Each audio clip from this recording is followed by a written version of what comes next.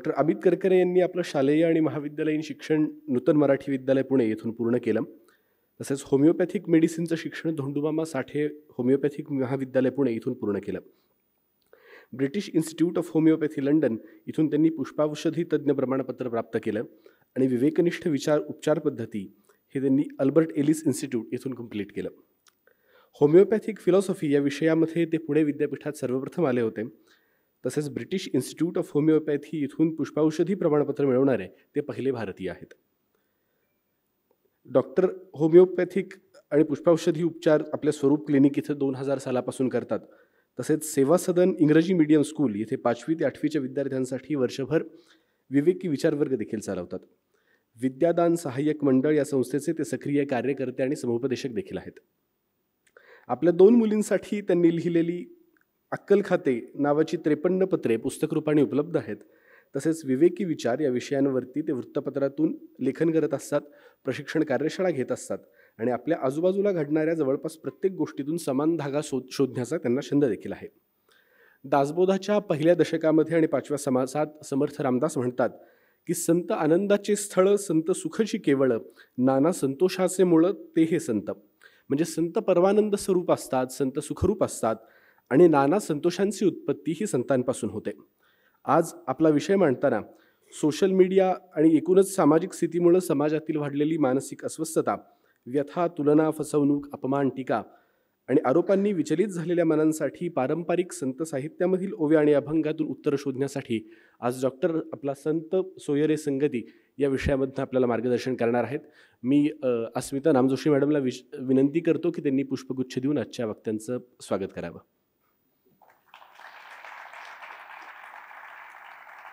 मी आजच्या आपल्या माननीय वक्त्यांना विनंती करतो की त्यांनी आपल्या व्याख्यानाला सुरुवात करावी.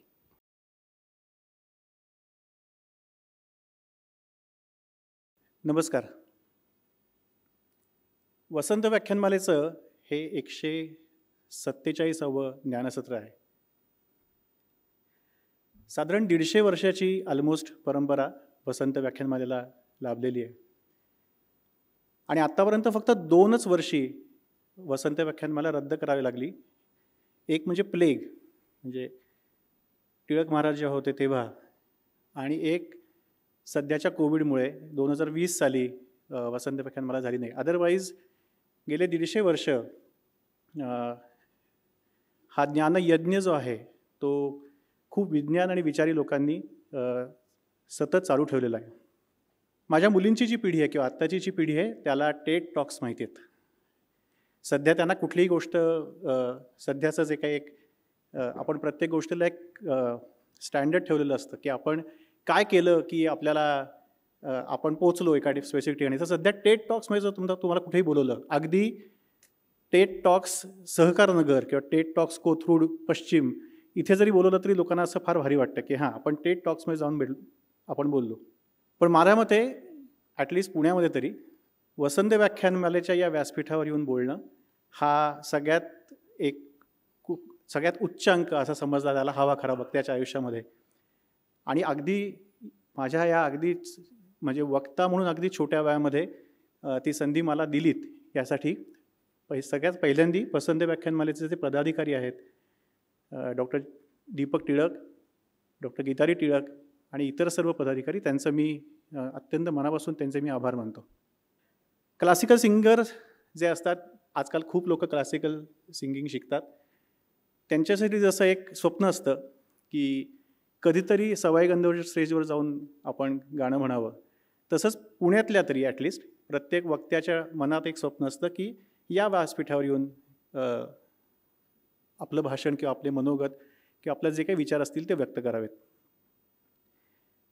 मी खूप अगदी लहान असताना वसंत व्याख्यानमाला अटेंड केलेली होती, कारण माझे आजोबा केसरीशी आणि टिळक स्मारकशी संबंधित होते. तेव्हा खूपच लहान, मी 5वी-6वीत होतो तेव्हा, आणि तेव्हा खूप गर्दी असायची. त्याच्यानंतर अचानक गेल्या वर्षी आणि यावर्षी माझा वसंत व्याख्यानमालेशी संपर्क आला. 150 वर्ष वसंत व्याख्यानमाला चालू आहे. तसं बघायला गेलं ना तर 1818 साली पेशवाई संपली आणि इंग्रजांचं राज्य सुरू झालं. त्याच्यानंतर काही वर्षात पंजाबमध्ये पण जो काही एक शेवटचा लढा चालू होता तो संपला आणि मग इंग्रजांनी पूर्णपणे भारतावर आपला अंमल सुरू केला. 1818ला थोडक्यात पुण्यावर इंग्रजांचा अंमल सुरू झाला, जो 1947पर्यंत संपला. म्हणजे 130 वर्षाचा साधारण काळ इंग्रजांनी पुण्यावर राज्य केलं असं म्हणायला हरकत नाही. याचा अर्थ असा आहे की वसंत व्याख्यानमालेनी इंग्रजांपेक्षाही जास्ती दिवस पुण्यावर राज्य केलेलं आहे. आणि हे फक्त राज्य नाही आहे, तर हे मनोराज्य आहे. त्यांच्या मनावर राज्य केलेलं आहे आणि त्यांच्या मनामध्ये एक स्वतःची एक स्थान निर्माण केलेलं आहे. फक्त प्रॉब्लेम मला थोडासा असा वाटतो, मी माझ्या व्याख्यानाला नंतर सुरुवात करीन, त्याच्या आधी खूप भावनिक आवाहन मला तुम्हाला सगळ्यांना करायचं आहे. आज खूपच प्रेक्षक इथे हजर आहेत, खूप श्रोते आहेत आत्ता आणि मला हे बघून खूप छान वाटतं आहे. बरेचसे माझे स्नेही आहेत, माझ्यावर खूप मनापासून प्रेम करणारे हितचिंतक माझे हे सगळेजण आत्ता आहेत. पण मी गेले 4-5 दिवस रोज इथे व्याख्यान अटेंड करतो आहे आणि अगदीच 25-15 एवढीच लोक इथे श्रोते म्हणून असतात. पुलंच्या भाषेत सांगायचं ना, तर ज्या गोष्टीचा जाज्वल्य अभिमान आपण बाळगावा अशी एक गोष्ट आपल्या पुण्यामध्ये गेले 150 वर्ष चालू आहे आणि त्याला आता श्रोते मिळत नाही आहेत. समजा श्रोते बंदच झाले तर कदाचित व्याख्यानमालाही बंद होईल आणि ती गोष्ट ॲक्च्युली नाही झाली पाहिजे. खरं म्हणजे आपल्या सगळ्यांची ही जबाबदारी आहे की या व्याख्यानमालेला जास्तीत जास्तपणे सक्रियपणे त्याचा आपली उपस्थिती ठेवून आपण या व्याख्यानमालेला यायला हवं आहे. कारण 150 वर्ष ऑलरेडी झालेली आहेत. आपण अजून 50 वर्ष झाली की 200 होतील, 250 होतील. पहिल्यापासून सुरुवात करायची झाली तर फार अवघड होईल. पुन्हा 150 वर्ष आपण नाही बघणार आहोत कुठल्याच गोष्टीला. सो माझं सगळ्यांना हे खरंच भावनिक आव्हान आहे व्याख्यान सुरू करायच्या आधी की प्रत्येक वर्षी दरवर्षी ते छापून येतं. त्यांची फेसबुकवर हे आहे, सोशल मीडियावर, थोडक्यात आजचा जो विषय आहे त्या सोशल मीडियावर आता वसंत व्याख्यानमाला आलेली आहे. तिथे आपण समजा बघितलं, त्यांना कळवलं की आम्हाला या वक्त्यांची भाषणं ऐकायला आवडतील, तर माझ्या मते ते त्या सगळ्या वक्त्यांना बोलवतील. सगळ्यांना आवडेल इथे येऊन बोलायला, पण श्रोते मिळायला हवेत. वक्ते यायला तयार आहेत पण श्रोते मिळायला हवेत. तो माझं एक अगदी सुरुवातीला मला हे आवाहन करायचं आहे की आपण ह्याला जिवंत ठेवायला हवं आहे, कारण ह्याला खूप मोठी परंपरा आहे आणि एखादी गोष्ट बंद पडली या प्रकारची चळवळ तर संस्कृती बंद पडते, असं परवाच हरी नरके सर सांगत होते. सो ही संस्कृती आपल्याला बंद नाही पाडायची. थोडंसं शीर्षकाविषयी मी ज्यावेळी सोशल मीडिया किंवा व्हॉट्सॲपवरनं माझ्या जवळच्या लोकांना हे शीर्षक सांगितलं की या विषयावर मला वसंत व्याख्यानमालेमध्ये बोलायचं आहे, तेव्हा प्रचंड प्रश्न सुरू झाले. हे शीर्षक ठेवण्यामागे दोन कारणं होती. पहिलं कारण म्हणजे समीर गोडसे नावाचा आमचा एक चांगला मित्र आहे, ज्याने आम्हाला एक मार्केटिंगचा फंडा शिकवला आहे की तुम्हाला समजा जास्तीत जास्त लोकांपर्यंत पोचायचं असेल, जास्तीत जास्त लोकांनी तुमचा विचार करावा असं वाटत असेल तर, म्हणजे हा एक फंडा आहे, कायमस्वरूपी फंडा नाही आहे, तर त्यांना थोडंसं कन्फ्यूज करून टाका. समजा एकच बातमी थोड्याशा वेगळ्या पद्धतीने सांगितली ना तर लोकांची उत्सुकता चाळवली जाते आणि मग लोक जास्ती त्याच्याबद्दल विचार करतात. आज संध्याकाळी व्याख्यान आहे असं म्हटल्यानंतर ती साधी बातमी झाली, पण ती थोडीशी वेगळ्या पद्धतीने सांगितली, थोडीशी खुबीने सांगितली की लोक त्याचा विचार करतात. आणि एक्झॅक्टली ॲक्च्युली तसंच झालं इथे. संत सोये सांगती म्हटल्यानंतर सुरुवातीला इमिजिएटली मला जे अगदी जवळचे मित्र होते किंवा जवळची लोक होती त्यांनी सांगितलं, अरे सोये सांगती असं नाही आहे, संत सोयरे सांगाती असं आहे ते. म्हणजे टिपिकली पुण्यात ना आपण, त्याच्यामुळे वाचन करणारं मी, बोलायचं मला, वसंत व्याख्यानमालेला विषयाचा शीर्षक दिलं आहे मी, पण सांगणारे सगळे लगेच अरे तुझं चुकलं आहे, टायपो आहे, ते आधी पटकन करेक्ट कर. मी त्यांना म्हटलं नाही ते तसंच आहे, संत सोये सांगती असंच आहे. So this was first reason की मी का हे शीर्षक निवडलं. सो स्वार्थ आणि परमार्थ. स्वार्थ हा होता की हे शीर्षक निवडलं तर लोक त्याच्यावर विचार करतील, त्याच्यावर चर्चा करतील, काहीतरी माझ्याशी संपर्क साधतील. त्याचं कारण अजून एक दुसरं पण आहे, जे आत्ता रिसेंटली गेल्या 4-5 दिवसात लक्षात आलं. आमचा एक छंद नावाचा ग्रुप आहे आणि आमचे गाण्याचे कार्यक्रम चालू असतात.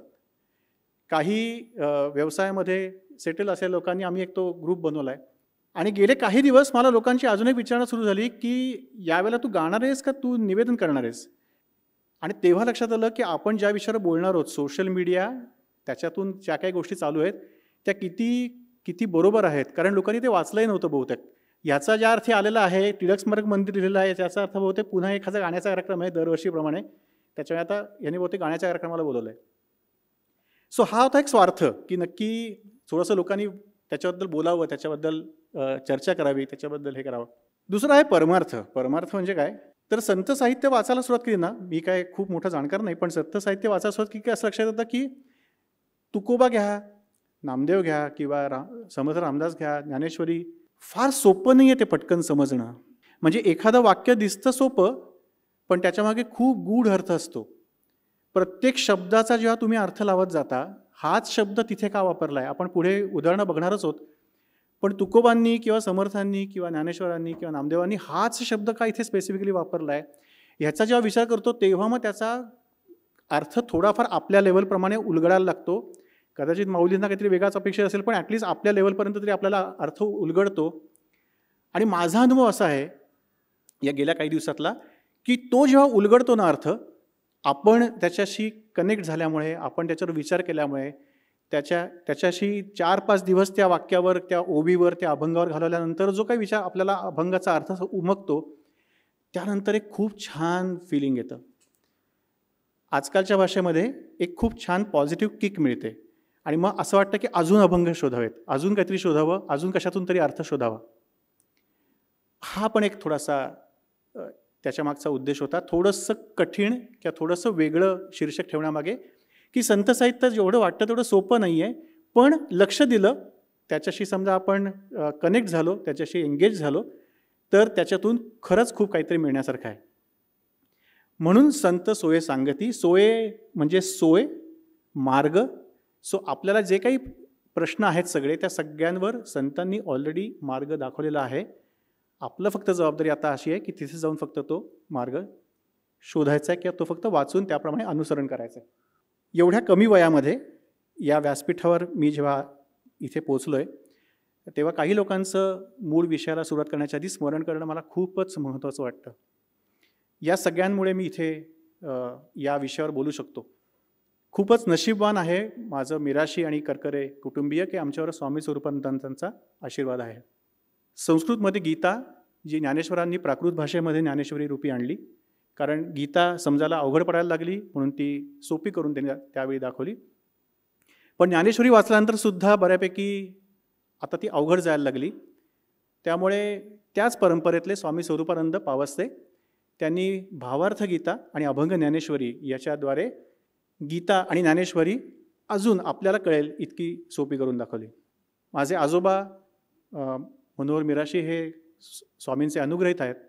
स्वामींची भावार्थ गीता माझ्या जर लहानपणीची आठवण मी जर बघितली तर माझी आई अजूनही रोज सकाळी 12वा अध्याय स्वयंपाक करता करता म्हणत असते.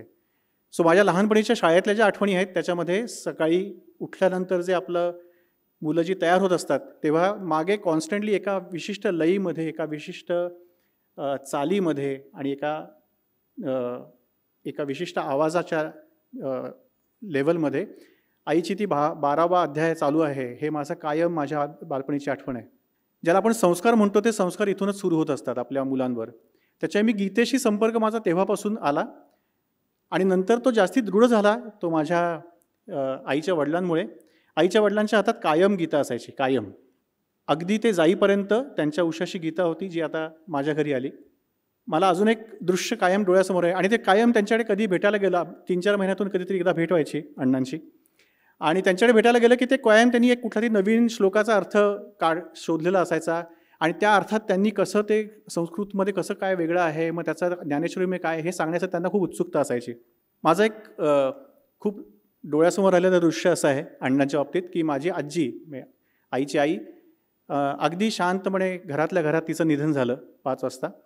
मामीचा फोन आल्यानंतर मी जेव्हा गेलो तेव्हा मी एक दृश्य बघितलं की आजोबा शांतपणे तिच्या शेजारी बसले होते खुर्चीवर आणि ते त्यांचा एक कुठला तरी गीतेचा अध्याय तिथे म्हणत बसलेले होते. माझ्या डोळ्यासमोर अजूनही ते दृश्य येतं आणि मला असं वाटतं की गीता वाचल्यानंतर जी काही शांतपणा स्वतःला यायला हवा तो हा. टिळक महाराजांबद्दल काय बोलावं, आपण त्यांच्याच याच्यात उभे होत. मी त्यांचा भक्त आहे, प्रचंड. इतका भक्त आहे की माझ्या ATMचा पिनसुद्धा टिळक महाराजांच्या एका तारखेवर नाही. मी माझ्या किंवा माझ्या मुलींच्या किंवा ॲनिव्हर्सरी वगैरे नसून टिळक महाराजांच्या आयुष्यातली एक तारीख आहे, त्या तारखेवरनं माझ्या ATMचा पिन आहे. इथपर्यंत माझी त्यांची भक्ती आहे त्यांच्यावर.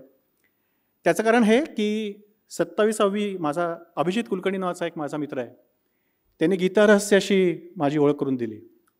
त्याने गीतारस हे अख्खं वाचलं आहे. मी 27वी आवृत्ती विकत घेतली आणि तो वाचायचा खूप वेळा प्रयत्न केला, पण एक 25-30 पानांच्या पुढे काही मला अजून जाता नाही आलं आहे. आता ते या व्याख्यानानंतर बहुतेक ते थोडंसं पुढे जाईल. पण कारण ते खूप क्लिष्ट आहे, खूप गंभीर आहे, प्रचंड विचार आहे. ती गीतेचा अनुवाद नाही, ते गीतेवर केलेली निरूपण आहे. त्यांचा खूप वेगवेगळा सांगोपांग विचार करून गीतारस लिहिलेला आहे. आणि 27व्या आवृत्तीच्या प्रस्तावनेमध्ये दीपक टिळकांनी असं लिहिलं आहे की हे जी बाळं होती गीतारसाची मंडालेमध्ये त्यांनी लिहून काढली. दुर्दम्य हे नाव आहे त्यांच्या चरित्राचं, आणि ते खरंच का दुर्दम्य आहे ते सांगतो टिळक महाराजांबद्दल, की अत्यंत उन्हामध्ये, त्या कुठेही पंखा AC वगैरे तेव्हा नव्हता त्या काळी तुरुंगामध्ये, 60% कर्ज वगैरे पण मिळत नसे.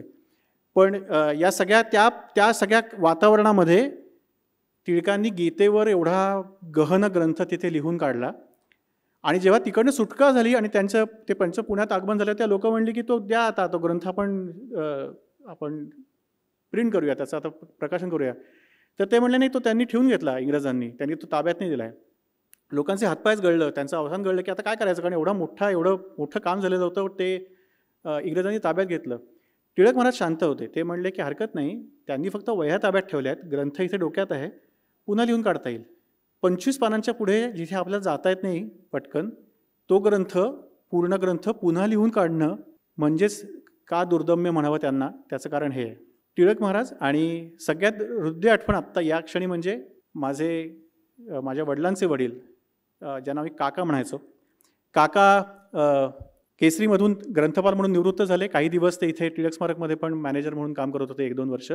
सो माझं लहानपण इथे खूप वेळा गेलेलं आहे. 84-85 साली मी या टिळक स्मारकमध्ये खेळायला वगैरे यायचो. काकांना 2 गोष्टी फार महत्त्वाच्या होत्या. 2 नावं होती की जी काकांना अत्यंत हृदयाच्या जवळ होती. ती म्हणजे एकतर टिळक हे आडनाव. जयंतराव टिळकांवर, टिळक घराण्यातल्या सगळ्या लोकांवर त्यांनी भक्ती केली. ते काहीही टिळकांबद्दल आलं तरी त्यांचे डोळे लुकलुकायचे, त्यांच्या चेहऱ्यावर आनंद असायचा. आणि दुसरं नाव जे त्यांच्यासाठी फार महत्त्वाचं ते म्हणजे करकरे, त्यांचं स्वतःचं आडनाव. आणि कुठेही करकरे आडनाव लिहून आलं म्हणजे ते अगदी डिरेक्टरी पण दरवर्षी तपासायची की किती करकरे आहेत. त्यांना करकरे या नावाबद्दल फार एक खूप कौतुक होतं. आणि कुठेही करकरे नाव लिहून आलं म्हणजे मला असं आठवतं की माझं आणि मालविकाचं लग्न झाल्यानंतर त्यांनी केसरीमध्ये त्याची बातमी छापून आणली होती. का तर ते करकरे नाव केसरीमध्ये छापून यावं याची त्यांना फार फार इच्छा होती. तो आमची एक छोटीशी बातमी फोटोसकट छापून आली होती केसरीमध्ये, आणि त्यांना प्रचंड आनंद झाला होता. केसरीमध्ये करकरे हे नाव छापून आलं. आज काका नाही आहेत खरं म्हणजे, पण आय एम शुअर ते कुठून तरी जिथे कुठे आहेत तिथून हे भाषण ऐकतायत. आणि यावर्षी वसंत व्याख्यानवालीने मला विचारल्यानंतर हो म्हणण्यामागे माझं हे सगळ्यात मोठं कारण आहे की ज्या काकांनी करकरे या नावावर प्रचंड प्रेम केलं, त्यांना त्याच्यातून आनंद मिळायचा, आणि ज्यांनी मला खूप लहानपणी प्रेम दिलं, माझा खूप छान पहिलं नातवंड असल्यामुळे कौतुक केलं, माझा खूप लाड केले, त्या काकांना मी हे आजचं व्याख्यान तसं बघायला गेलं तर अर्पण करतो. आणि या व्यासपीठावरनं जे व्यासपीठ त्यांचं सगळ्यात आवडीचं, सगळ्यात आदराचं होतं, तिथून मला काकांचं संपूर्ण नाव आज घ्यायचं आहे, बाळकृष्ण दत्तात्रय करकरे. सो बाळकृष्ण दत्तात्रय करकरे यांचा मी नातू आहे, ज्यांनी टिळक स्मारक मंदिर, केसरी या सगळ्यावर प्रेम केलं खूप. आणि त्यांच्या स्मृतीमध्ये त्यांना हे व्याख्यान अर्पण करून मी माझ्या मूळ व्याख्यानाला आता सुरुवात करतो. ज्यांनी दासबोध वाचला आहे त्यांना कळेल, हे दासबोधातलं नाही आहे, हे मीच लिहिलेलं आहे. पुण्यात असल्यामुळे या सगळ्या गोष्टी शक्य आहेत. पण हा खरंच प्रश्न आहे की श्रोते पुसती वक्ता कोण, हा कोण आहे नक्की उभा इथे, त्याचा संत साहित्याशी काय संबंध आहे, त्याला नक्की वेगळं काय सांगायचं आहे, कारण एवढी लोकं इथे येऊन सांगून गेलेली आहेत, आणि ह्याचं कथन आम्ही का ऐकावे. थोडक्यात आजच्या पूर्ण व्याख्यानाची साधारण रूपरेषा काय आहे, आपल्याला पुढच्या 1 तासाभरामध्ये नक्की काय काय ऐकायचं आहे. त्यांनी जो परिचय करून दिला तो ऐकलात. मी एक होमिओपॅथिक डॉक्टर आहे, पुण्यामध्ये गेली 25 वर्ष साधारण काम करतोय. म्हणजे पुलंच्या भाषेत सांगायचं झालं तर पुणे महानगरपालिकेच्या हद्दीमध्ये एका छोट्याशा दवाखान्यामध्ये विषाणू मारण्याच्या कामगिरीवर माझी नियुक्ती झालेली आहे. फक्त एक चांगलं आहे म्हणजे मला याची पूर्णपणे कल्पना आहे की आपली नियुक्ती कुठल्या कारणाने झालेली आहे आणि आपल्याला नक्की किती झेप आहे आपली.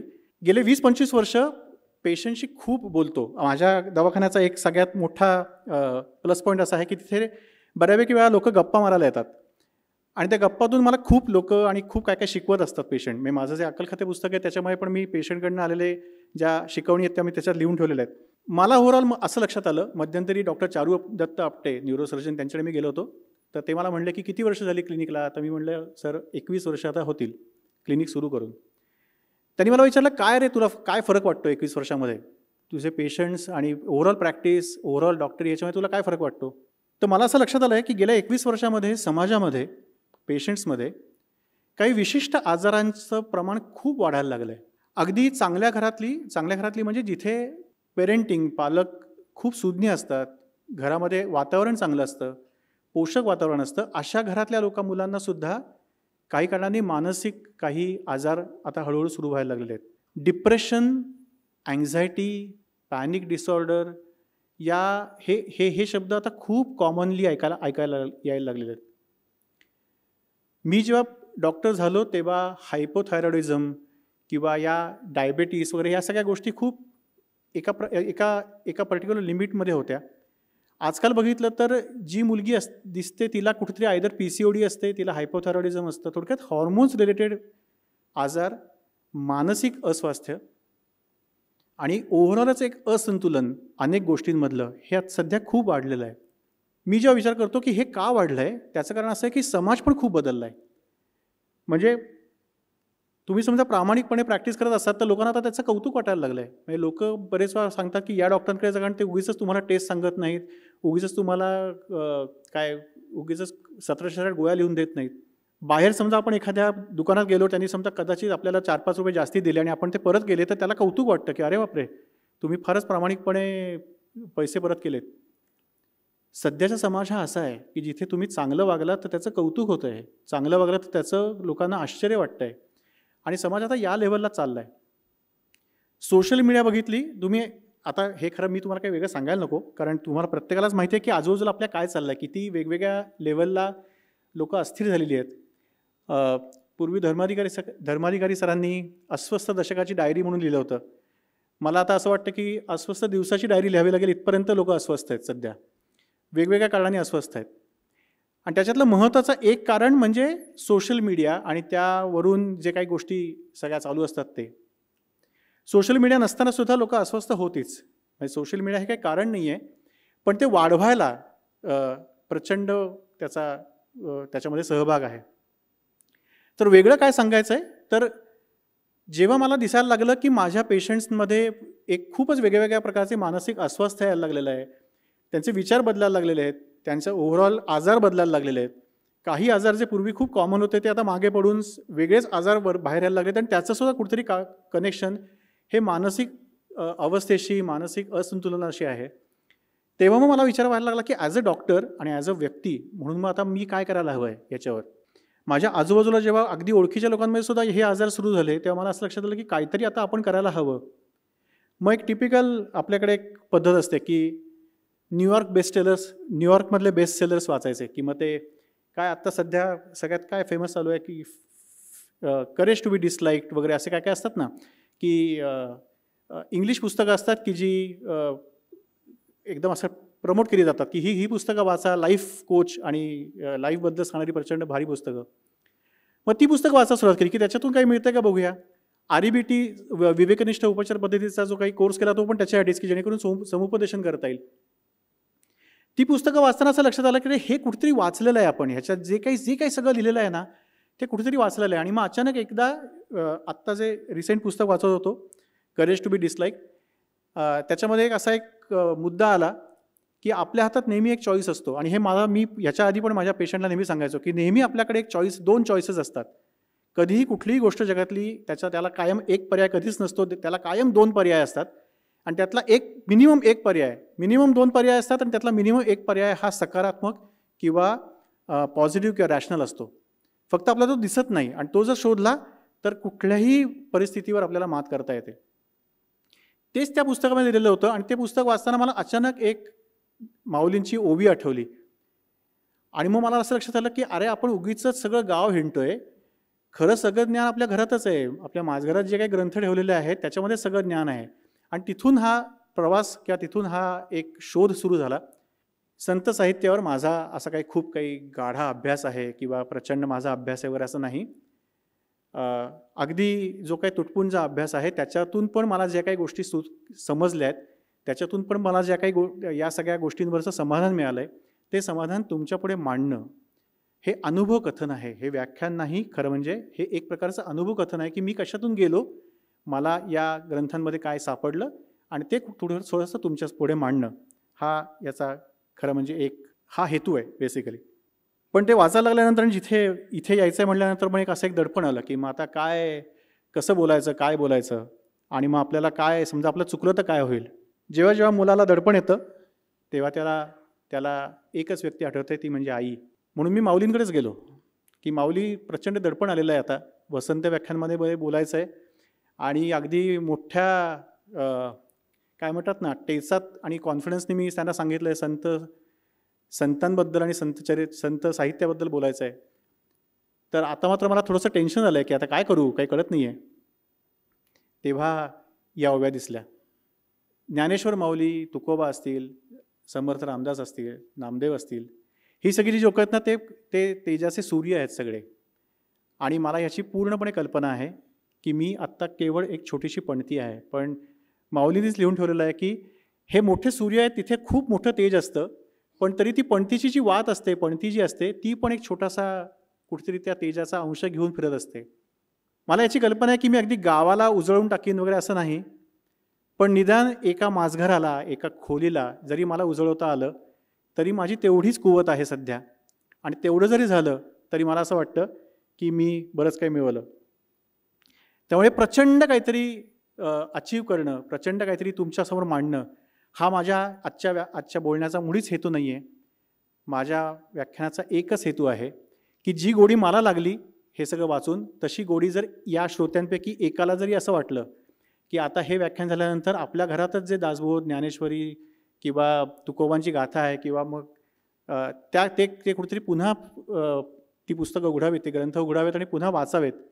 एखाद्याला जरी असं वाटलं, अरे आपल्याकडे ह्याच्यातलं काहीच नाही, ॲटलिस्ट जाताना आपण ते विकत घेऊया, बाकी एवढं आपण इंग्लिश साहित्य विकत घेत असतो, ॲटलिस्ट आपल्या संस्कृतीमध्ये जे आहे ते विकत घेऊया, असं या श्रोत्यांपैकी एकाला जरी वाटलं तरी मला असं वाटतं माझा संकल्प आणि माझा हेतू या व्याख्यानामधला पुरा झाला.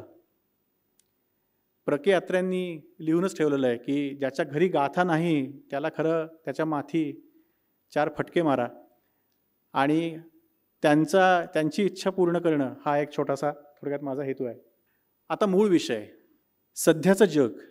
2 भागात आपण आजचं व्याख्यान घेऊ. एक म्हणजे की सध्या काय चालू आहे त्याचा एक गोषवारा, आणि त्याच्यानंतर त्याच्यावर करायचं काय, त्याच्यावर संतांनी काय उपाय समाधान सांगितले ते. सध्याचं हे जग आहे. तुम्ही जर त्या मुलीचा फोटो बघितलात तर प्रथमदर्शनी तो फोटो अत्यंत सुंदर वाटतो.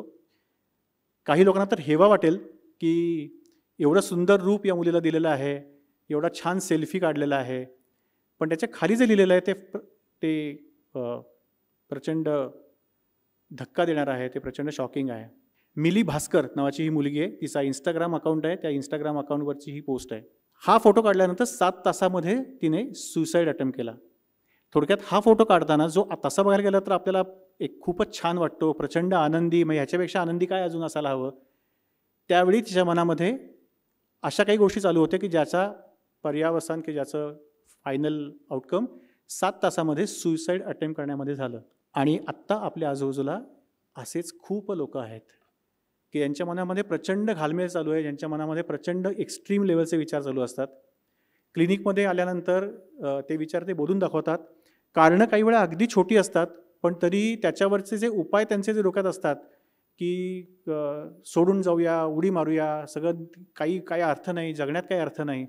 काय विचारलं की काय झालं, कशामध्ये काय प्रॉब्लेम झाला, तर काही नाही, JEEमध्ये किंवा काय ते नीटमध्ये काही हवे तेवढे मार्क मिळाले नाहीत, हवे तेवढे, म्हणजे नापास झाला वगैरे असं काहीच नाही.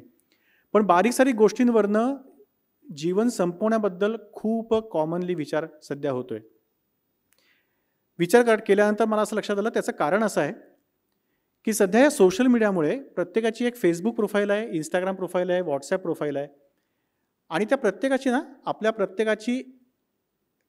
प्रत्येकाच्या 2 इमेजेस आहेत किंवा 2 व्यक्तिमत्व आहेत प्रत्येकाची. एक म्हणजे खरं व्यक्तिमत्व जे आपण आहोत, जे आपल्या घरात आढळतं, आणि एक जे आभासी आहे, जे आयदर आपण दाखवतो किंवा लोकांना जे दिसतं किंवा लोकांना जे परसिव्ह होतं.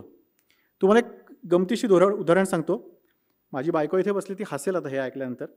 माझ्याबद्दल असा एक गैरसमज आहे, माझ्या सोशल मीडियामधल्या लोकांचा, जे माझ्याबरोबर, मी आता फेसबुकवर नाही गेले 4-5 वर्ष, पण फेसबुकवर जे माझ्याबरोबर फ्रेंड्स होते किंवा इंस्टाग्रामवर आहेत, त्यांचा असा माझ्याबद्दल एक भयानक समज आहे की मी प्रचंड सहलप्रिय माणूस आहे आणि मी खूप ठिकाणी हिंडत असतो. त्यांना कुठे जायचं झालं 1 दिवसाची, 2 दिवसाची, 5 दिवसाची, तर मला फोन येतो आणि मला विचारतात की अरे अमित, ऐक ना, 5 दिवस किंवा 3 दिवस जायचं आहे पुण्याच्या बाजूला, तर तू जरा सुचव ना, तू खूप ठिकाणी हिंडत असतोस. आणि मग मला असं वाटतं की अरे ह्यांना कसं काय असं वाटतंय.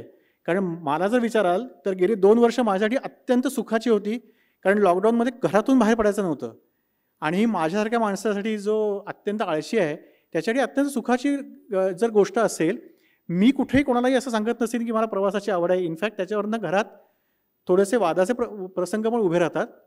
तरीही माझ्या सोशल मीडियावरचे जे फ्रेंड्स आहेत, तिथलं जे सर्कल आहे, त्यांना माझ्याबद्दल अशी इमेज आहे की या माणसाला प्रचंड फिरण्याची आवड आहे आणि ह्याच्याकडे प्रचंड काय काय जागा असतात की ज्या तो सुचवू शकतो. आणि तिथे मला लक्षात आलं की ही जी इमेज आहे ना सोशल मीडियावरची, ती काही वेळा आपण तयार नाही केली तरी पण लोकांनी ती बघितलेली असते आणि त्याच्याशी ते रिलेट करत असतात. व्हॉट्सॲपवरची तुमचाही अनुभव असेल, हा आमचा अनुभव आहे. आमचा एक शाळेचा ग्रुप आहे आणि त्या शाळेच्या ग्रुपवर प्रचंड सक्रिय असतो तो ग्रुप. म्हणजे 1-2 दिवस नाही आला तर त्याच्यावर काही हजार मेसेजेस वाचावे लागतात. तिथल्या त्या ग्रुपचा असा अनुभव आहे, तुमचाही अनुभव असेल, की काही लोक तिथे खूप सक्रिय असतात, म्हणजे तिथे प्रचंड बोलत असतात, पण समक्ष भेटलं रेस्टॉरंटमध्ये, हॉटेलमध्ये, तर ते कमी बोलतात. काही लोक असे असतात की समक्ष प्रचंड बोलतात पण तिथे काही बोलत नसतात. म्हणजे व्हॉट्सअप ग्रुपवर विचारलं रे इथे लिहि ना काहीतरी, ते काय बोलतोस ते, तर ते तिथे लिहित नसतात. थोडक्यात 2 व्यक्तिमत्व सध्या आपण कॅरी करतो नकळत आपल्या. एक म्हणजे सोशल मीडियावरचं आभासी व्यक्तिमत्व आणि एक आपलं प्रत्यक्ष व्यक्तिमत्व. आणि या 2 व्यक्तिमत्वांमध्ये जेव्हा गल्लत व्हायला लागते ना, इथे जेव्हा त्यांचा झगडा सुरू व्हायला लागतो ना, तिथे कुठेतरी मला असं वाटतं की या मानसिक जी अस्थिरता आहे ती सगळ्यात सुरुवात व्हायला लागते. आपलं आभासी व्यक्तिमत्व आणि आपलं खरं व्यक्तिमत्व ह्याच्यात फक्त भांडण नसतं. काही वेळा दुसऱ्याचं आभासी व्यक्तिमत्व आणि आपलं खरं व्यक्तिमत्व ह्याची पण तुलना व्हायला लागते. इनफॅक्ट हीच जास्ती वेळा होते. म्हणजे कोणाची तरी प्रोफाईल बघायची, त्याने काहीतरी लिहिलेलं असतं, त्याने काहीतरी फोटो टाकलेला असतो, काहीतरी घेऊन त्याने वजन 10 किलो कमी केलेलं असतं, ते बिफोर आणि आफ्टर फोटो टाकतात. कोणतरी प्रचंड व्यायाम करत असतं, कोणतरी प्रचंड काहीतरी वाचन करत असतं, कोणतरी त्या कुठल्या तरी परदेशात जाऊन तिथे फोटो टाकलेला असतं, सेल्फी वगैरे. आणि ती एक आभासी आनंदाची खूप इमेज असते. त्याच्याशी आपल्या खऱ्या इमेजची समजा आपण तुलना करायला लागलो ना, तर तिथे पण एक खूप मोठा मानसिक प्रॉब्लेम सुरू व्हायला लागतो.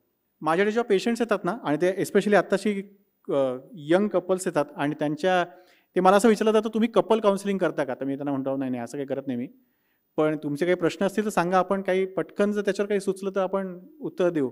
तर एक खूप कॉमन सध्या तरुण लोकांमध्ये आणि मोठ्या लोकांमध्ये सुद्धा अशी एक तक्रार असते,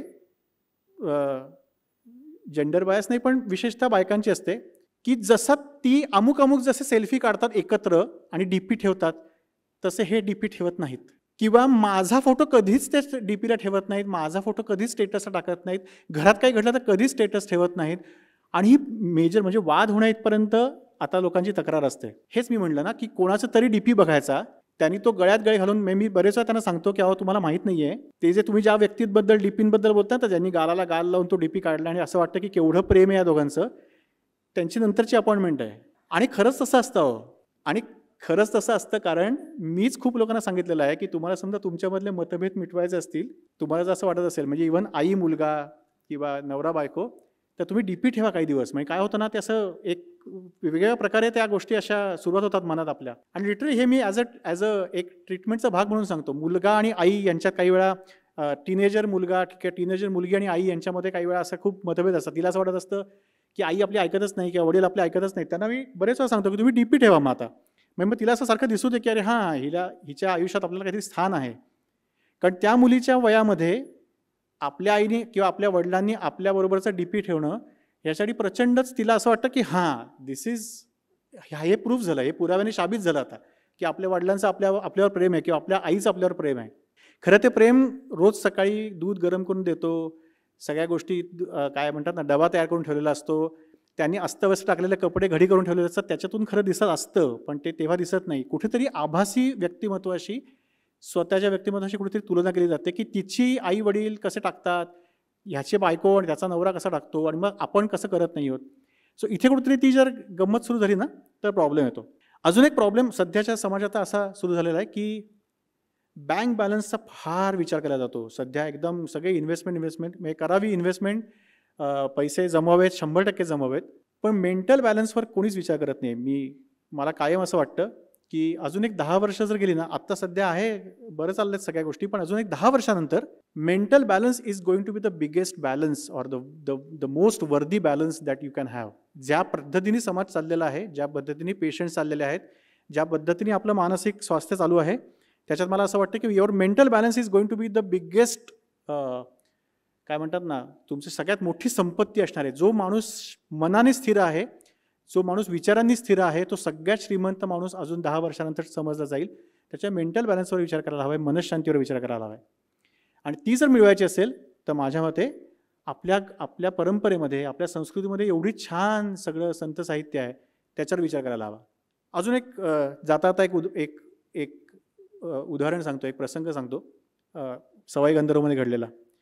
सध्या कुठल्या गोष्टीला चांगलं म्हणायचं आणि कुठल्या गोष्टीला नाही म्हणायचं हे पण त्याचे पण नियम बदलत चाललेत. म्हणजे मी एखादा जोक टाकला तर त्याला तुम्ही लाईक केले की नाही याच्यावरनं ठरतं, त्याच्यावरनं भांडण होतात की ते हा ह्याला लाईकच करत नाही, त्याला लाईकच करत. हे आपण सगळ्यांनी अनुभवलेलं आहे त्या गोष्टी. दाद देणं आणि ती दाद कधी द्यायची, कुठे द्यायची, किती द्यायची, हेही लोक आता विसरत चाललेले आहेत. काही वर्षापूर्वीचा सवाई गंधर्वमधला मी ऐकलेला सांगतो. मी तेव्हा प्रत्यक्षात तिथे नव्हतो, पण शिवकुमार शर्मांचं तिथे वादन असणार होतं आणि त्यावेळी त्यांनी असं डिक्लेअर केलं आधी, त्यांचा सेशन सुरू करायच्या आधी, की गेल्या काही वर्षांमध्ये मी असं ऐकलं आहे म्हणे, मी असं बघितलं आहे की अचानक लोक दाद देतात वेगवेगळ्या, अचानक मध्येच टाळ्या वाजवतात काहीतरी मी वाजवल्यानंतर वगैरे. तर माझ्याबद्दल बोलायचं झालं तर मी जेव्हा संतूर वाजवायला सुरुवात करतो तेव्हा एका पर्टिक्युलर वेळानंतर मी त्याच्यामध्ये तल्लीन होतो. मी त्याचा एक भाग, तो संतूर आणि मी एकत्र बनतो. अशा वेळी मला तुमच्या टाळ्या ऐकू येत नाहीत, मला तुमची वाहवाही ऐकू येत नाही. आणि माझ्या मते ही एक वेगळीच अवस्था मी सध्या अनुभवतोय आणि तुम्हीही ती अनुभवा, असं त्यांनी प्रेक्षकांना सांगितलं की कुठेही टाळ्या वाजवू नका, फक्त त्याचा आनंद घ्या, त्या म्युझिकमध्ये जा, त्या स्वरांमध्ये जा आणि फक्त त्या स्वरांचा, त्या एका विशिष्ट त्या अवस्थेचा अनुभव येतोय का बघा. कदाचित नाही येणार, पुढच्या वर्षी येईल, पण प्रयत्न तर करा. सध्याचे जे रियालिटी शोमधले जर जजेस बघितले ना, तर मला असं वाटतं की ते पोरगं गायला लागलं की ते लगेच वाह वाह असं लगेच ते नको तिथे दाद द्यायला सुरुवात करतात.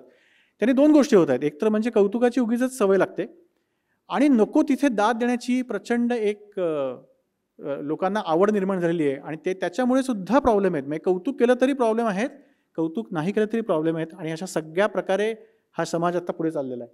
दुसरं सध्याचं खूप मोठा प्रॉब्लेम जो सध्या चालू आहे तो आपल्यापैकी एस्पेशली माझ्या वयाची जी मुलं आहेत त्यांचे 80 किंवा 90च्या दशकातले पालक असतील, ही जे वाक्य ना, कोणत्याही स्ट्रेंजरबरोबर जास्ती गप्पा मारायला जायचं नाही, त्यांनी काही दिलं तर ते घ्यायचं नाही, कारण ते मुलं पळवतात. एक साधारण हात वरती करून सांगा बरं, कोणाकोणाच्या आईवडिलांनी त्यांना असं सांगितलेलं आहे किंवा कुठल्या आईवडिलांनी मुलांना हे सांगितलेलं आहे की अनोळखी माणसाशी हे करायचं नाही. ऑलमोस्ट सगळ्यांनी. तुम्हाला आता मी कर्माचा सिद्धांत शिकवतो. माझ्या वयाच्या प्रत्येक मुलाला लहानपणी शाळेत जाताना, बाहेर जाताना आई वडील हे सांगत होते की कोणीही जरी गोळ्या बिस्किट दिली तरी घ्यायचं नाही, ते मुलं पळवतात, ते तुम्हाला गुंगीचं औषध असतं त्याच्यातून मुलं पळवतात. त्याला म्हणतात ना, this is the time to give it back. आम्ही आता 45व्या वर्षी त्याच आईवडिलांना सांगतोय, कुठल्याही स्ट्रेंजरची फेसबुकवर रिक्वेस्ट आली तर ती रिक्वेस्ट ॲक्सेप्ट करायची नाही. कुठलीही लिंक पाठवतील व्हॉट्सॲपवर, काही असतं, काही नावाखाली लिंक पाठवतील, कुठल्याही लिंकवर जायचं नाही, सगळे पैसे जातील, अख्खा अकाउंट एका क्षणामध्ये त्यांचा रिकामा होईल. याला म्हणतात कर्माचा सिद्धांत. जे पेराल ते उगवेल. विनोदाचा भाग सोडून देऊया, पण लिटरली हा खूप मोठा प्रॉब्लेम सध्या आहे. तुम्हाला अगदी आता मी सध्या ट्विटरवर खूप ॲक्टिव्ह आहे आणि तिथे कोणतरी एक व्यक्ती आहे ज्याने खूप लोकांना सध्या गंडा घातला आहे, तुम्हाला नोकरी देतो वगैरे असं सांगून खूप लोकांकडनं पैसे उकळले आहेत आणि हे सतत चालू असतं. म्हणजे इनफॅक्ट हे चोर पूर्वी पण होते, त्यांनी आता उलट आता त्यांना खूप सोपं झालं आहे. त्यांना आता कुठेही जावं लागत नाही, घरातल्या घरात मोबाईलवरनं ते चोरी करू शकतात. खूप भावनेला तुमच्या ते साधारण तुमचा प्रोफाईल बघतात, तुमच्या प्रोफाईलवरनं तुमचे साधारण काय आवडीच्या गोष्टी आहेत ते बघतात आणि त्याच्यावर आधारित तुम्हाला एखादा काहीतरी ते पाठवू शकतात. म्हणजे खालच्या लिंकवर हे करा आणि अख्खी ज्ञानेश्वरी तुम्हाला तुमच्या मोबाईलमध्ये डाउनलोड होईल असं असतं. त्या लिंकवर गेल्यानंतर ज्ञानेश्वरी येतच नाही, पूर्ण सगळं निघून जातं. त्यांना बरोबर कळतं की काय नक्की तुम्हाला काय दाखवायचं, आमिष, कशाचं आमिष दाखवायचं आणि त्याच्यातून तुमचं सगळं तुम्हाला ती लिंक क्लिक करायला लावायची. ह्याच्यामध्ये सगळं होतं बरं का. म्हणजे मला कुठल्याही याचा हे घ्यायचं नाही, पण आपल्याला एक आपलं नाव आवडीचं असतं, आपल्याला आपला धर्म आवडीचा असतो, आपल्याला आपली जात आवडीची असते आणि मग त्या जातीच्या नावाखाली काहीतरी पाठवलं होतं की आपल्या ज्ञाती समाजाच्या लोकांसाठी ही संस्था काम करते, तिथे तुम्ही तुमचं नाव द्या, मग काही लागलं तर तुम्हाला आम्ही कळवू. आणि या प्रकारे तुमची सगळी माहिती घेतली जाते आणि त्याचा वापर कम्प्लिटली वेगळ्याच प्रकारे केला जातो. हे सध्या खूप घडतं आहे आणि याच्यातून खूप लोकांना खूप प्रॉब्लेम झालेले आहेत. याच्यावरही संत साहित्यामध्ये लिहिलेलं आहे काय करायचं. आपण हे सगळं पुढे बघणारच आहोत. पण या सगळ्या गोष्टींवर मला माहीत नाही की ह्या सगळ्यांना बहुतेक माहिती होतं की या सगळ्या गोष्टी पुढे घडणार आहेत. माऊलींना किंवा रामदासांना किंवा तुकोबांना ह्या सगळ्यावर त्यांनी काही ना काहीतरी लिहून ठेवलेलं आहे. सोशल मीडियामुळे किंवा फेसबुकवर काही गोष्टी टाकल्यामुळे सरकारं पडतात. आठवड्याभरापूर्वीच किंवा 10 दिवसांपूर्वी आता ओबामांनी तिकडे काहीतरी एक अशी चळवळ सुरू केलेली आहे अमेरिकेमध्ये की डेमोक्रेसी समजा आपल्याला हे करायचे असतील तर कुठेतरी आता सोशल मीडियावर अंकुश यायला हवा. हे वाचल्यानंतर मला ॲक्च्युली मोहिनी भस्मासुराची कथा आठवली. कारण ते जेव्हा अध्यक्ष होते तेव्हाच या सगळ्याचा उदय झाला सोशल मीडियाचा. अनेक अध्यक्षीय निवडणुकी, इवन आपल्याकडची सुद्धा 2014ची निवडणूक, या मेनली सोशल मीडियावर ज्या काही प्रचार केले गेले, सोशल मीडियावर ज्या काही पोस्ट टाकल्या गेल्या, त्याच्यातून त्या निवडणुकी लढवल्या गेल्या, लोकांकडे सत्ता आल्या, लोकांच्या सत्ता बदलल्या गेल्या. जगभर या गोष्टी घडलेल्या आहेत. असं म्हटलं जात होतं की पुतीननी रशियामधून अमेरिकेतली निवडणूक त्यांच्या सोशल मीडियावरनं मॅन्युप्युलेट केली आणि ट्रम्पला निवडून आणलं वगैरे वगैरे. खरं खोटं माहीत नाही, पण या गोष्टी घडत आहेत नक्की. एक अत्यंत चांगले आपले नेते होते, त्यांना मुख्यमंत्रीपद गमवावं लागलं होतं का तर एक व्हिडिओ आला फक्त की त्यांनी एका फिल्म डिरेक्टरला त्यांच्याबरोबर एका ठिकाणी नेलं जिथे त्यांनी त्याला न्यायला नको होतं. अत्यंत चांगला नेता असूनही त्याला पद सोडायला लागलं कारण सोशल मीडिया आणि ते पटकन व्हायरल होणं, या गोष्टीची मोठी बातमी होणं. सध्या सगळ्या गोष्टी कनेक्टेड आहेत आणि त्याच्यामुळे आपण एखादी गोष्ट केली चांगली किंवा वाईट तरी ती पटकन जगभर होते. पूर्वी फार तर फार आपल्या एरियामध्ये 4 लोकांना कळायची, आपल्या पेठेमध्ये किंवा आपल्या ह्याच्यामध्ये. आजकाल जगभर होते, चांगली असो किंवा वाईट असो. मग ती रोनू मंडल कुठल्या तरी प्लॅटफॉर्मवर गात असते, त्याचा कोणतरी व्हिडिओ काढतो आणि ती रातोरात स्टार होते, तिला कुठेतरी एकदम प्रचंड काहीतरी लाखो रुपये मिळायला लागतात. या सगळ्या गोष्टी सोशल मीडियामुळे घडतात. ह्याच्यात चांगलं नक्की घडतंय कारण अशी काही टॅलेंट्स आहेत भारतामधली, परदेशामधली, की ज्यांना प्रचंड चांगलं व्यासपीठ मिळतं, जे लोकांसमोर येतात आणि त्याच्यामुळे खरंच खूप लोकांचं भलं झालेलं आहे. पण प्रॉब्लेम असा आहे की बारीकशी जरी गोष्ट झाली तरी ती आज जगभर त्याचा बभरा होऊ शकतो. मग ती खरी आहे का खोटी आहे हे न बघता लोक सर्रास जगभर ती क्षणार्धामध्ये काही सेकंदामध्ये ती जगभर पसरली जाते. मगाशी मी म्हटलं तसं की काय काय प्रॉब्लेम्स आहेत सोशल मीडियामुळे, तर हा मोठा प्रॉब्लेम आहे. तुलना केल्यामुळे नैराश्य यायला लागलं आहे लोकांना. मग कोणाची तरी खूप व्यायाम करून चांगली फिगर असते, मग ते मी कशी दिसते, मी कसा दिसतो. त्याने काहीतरी गाडी घेतली, कोणतरी मर्सिडीज घेतली आणि मग माझ्याकडे अजूनही काहीतरी अल्टोच आहे, ही तुलना. मग पैशावरून, रूपावरून, रंगावरून, शिक्षणावरून, आईवडिलांवरून, मित्रांवरून, कशावरूनही ही तुलना करायची आणि त्याच्यातून निराश व्हायचं, त्याच्यातून चिडचिड घ्यायची. फक्त निराश असं नाही, चिडचिड होते, निराश होत आहेत लोक, अँझायटी होते लोकांना. सो तुलना हा खूप मोठा प्रॉब्लेम या सोशल मीडियामुळे सुरू झालेला आहे. तुलना पूर्वी होतीच, म्हणजे तुलना काय फक्त आत्ता नवीन सुरू झाली नाही, पण सोशल मीडियामुळे त्याला ती काही पट वाढलेली आहे आता सध्या. वेगवेगळ्या प्रकारचे आरोप आणि अपमान लोक करत असतात. अनेक वेळा आपण बघतो की ट्विटरवरचं किंवा फेसबुकवरचं अकाउंट डिलीट केलं जातं लोकांकडनं, कारण काहीही जरी टाकलं तरी कायम एक दुसरी एक बाजू असते किंवा दुसरा एक टीम असते. ती टीम तुम्ही काही टाकलं तरी त्याच्यावर अत्यंत खालच्या पातळीवर जाऊन तुमच्यावर टीका केली जाते. इतकी की तुम्हाला असं वाटतं की अरे बापरे, हे नसतं काही आपण लिहिलं तरी चाललं असतं, इतक्या खालच्या पातळीवर जाऊन टीका केली जाते. त्यामध्ये ती व्यक्ती स्त्री आहे, त्याचा थोडासा तरी आपण, ती केवळ स्त्री आहे म्हणून तरी आपण, महिला म्हणून तरी तिचा काहीतरी आदर ठेवायला हवा, हे कोणी काही पाळत नाही. प्रचंड जोरजोरात आरोप आणि अपमान सोशल मीडियावर केले जातात की जे सगळेजण जगभर कुठूनही कोणी वाचू शकत असतं. आणि ह्याच्यामुळे खूप मोठा ताण मनावर येतो की काय टाकायचं, मी आता काय टाकलं तरी त्याच्यावर लोक बोलणारी आहेत. ह्याला ट्रोल म्हणतात. अवहेलना केली जाते, ट्रोलिंग केलं जातं आणि हे आपण बघतो. म्हणजे इनफॅक्ट त्याच्यावर सध्या खूप चर्चा झाली की आम्ही आरोप करणार, तुम्ही प्रत्यारोप करा आणि या सगळ्या गोष्टी चालू असतात.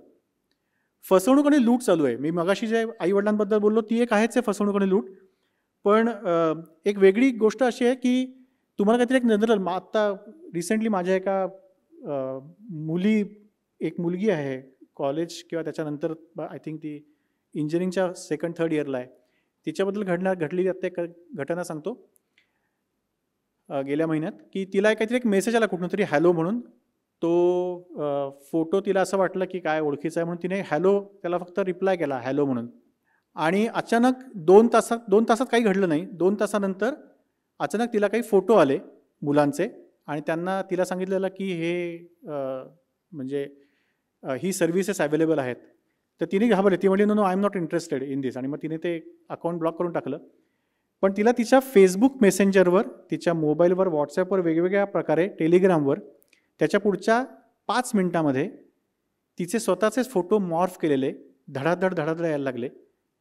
आणि तिला सांगण्यात आलं की तुझे हे सगळे तुझे फ्रेंड सर्कल आहे फेसबुकवर, व्हॉट्सॲपवर आणि वेगवेगळ्या प्रोफाईल्सवर आणि आम्ही या सगळ्यांना तुझे हे फोटो जे आहेत जे अत्यंत मॉर्फ करून अत्यंत एक अश्लील प्रकारचे फोटो होते ते आम्ही त्यांना पाठवू.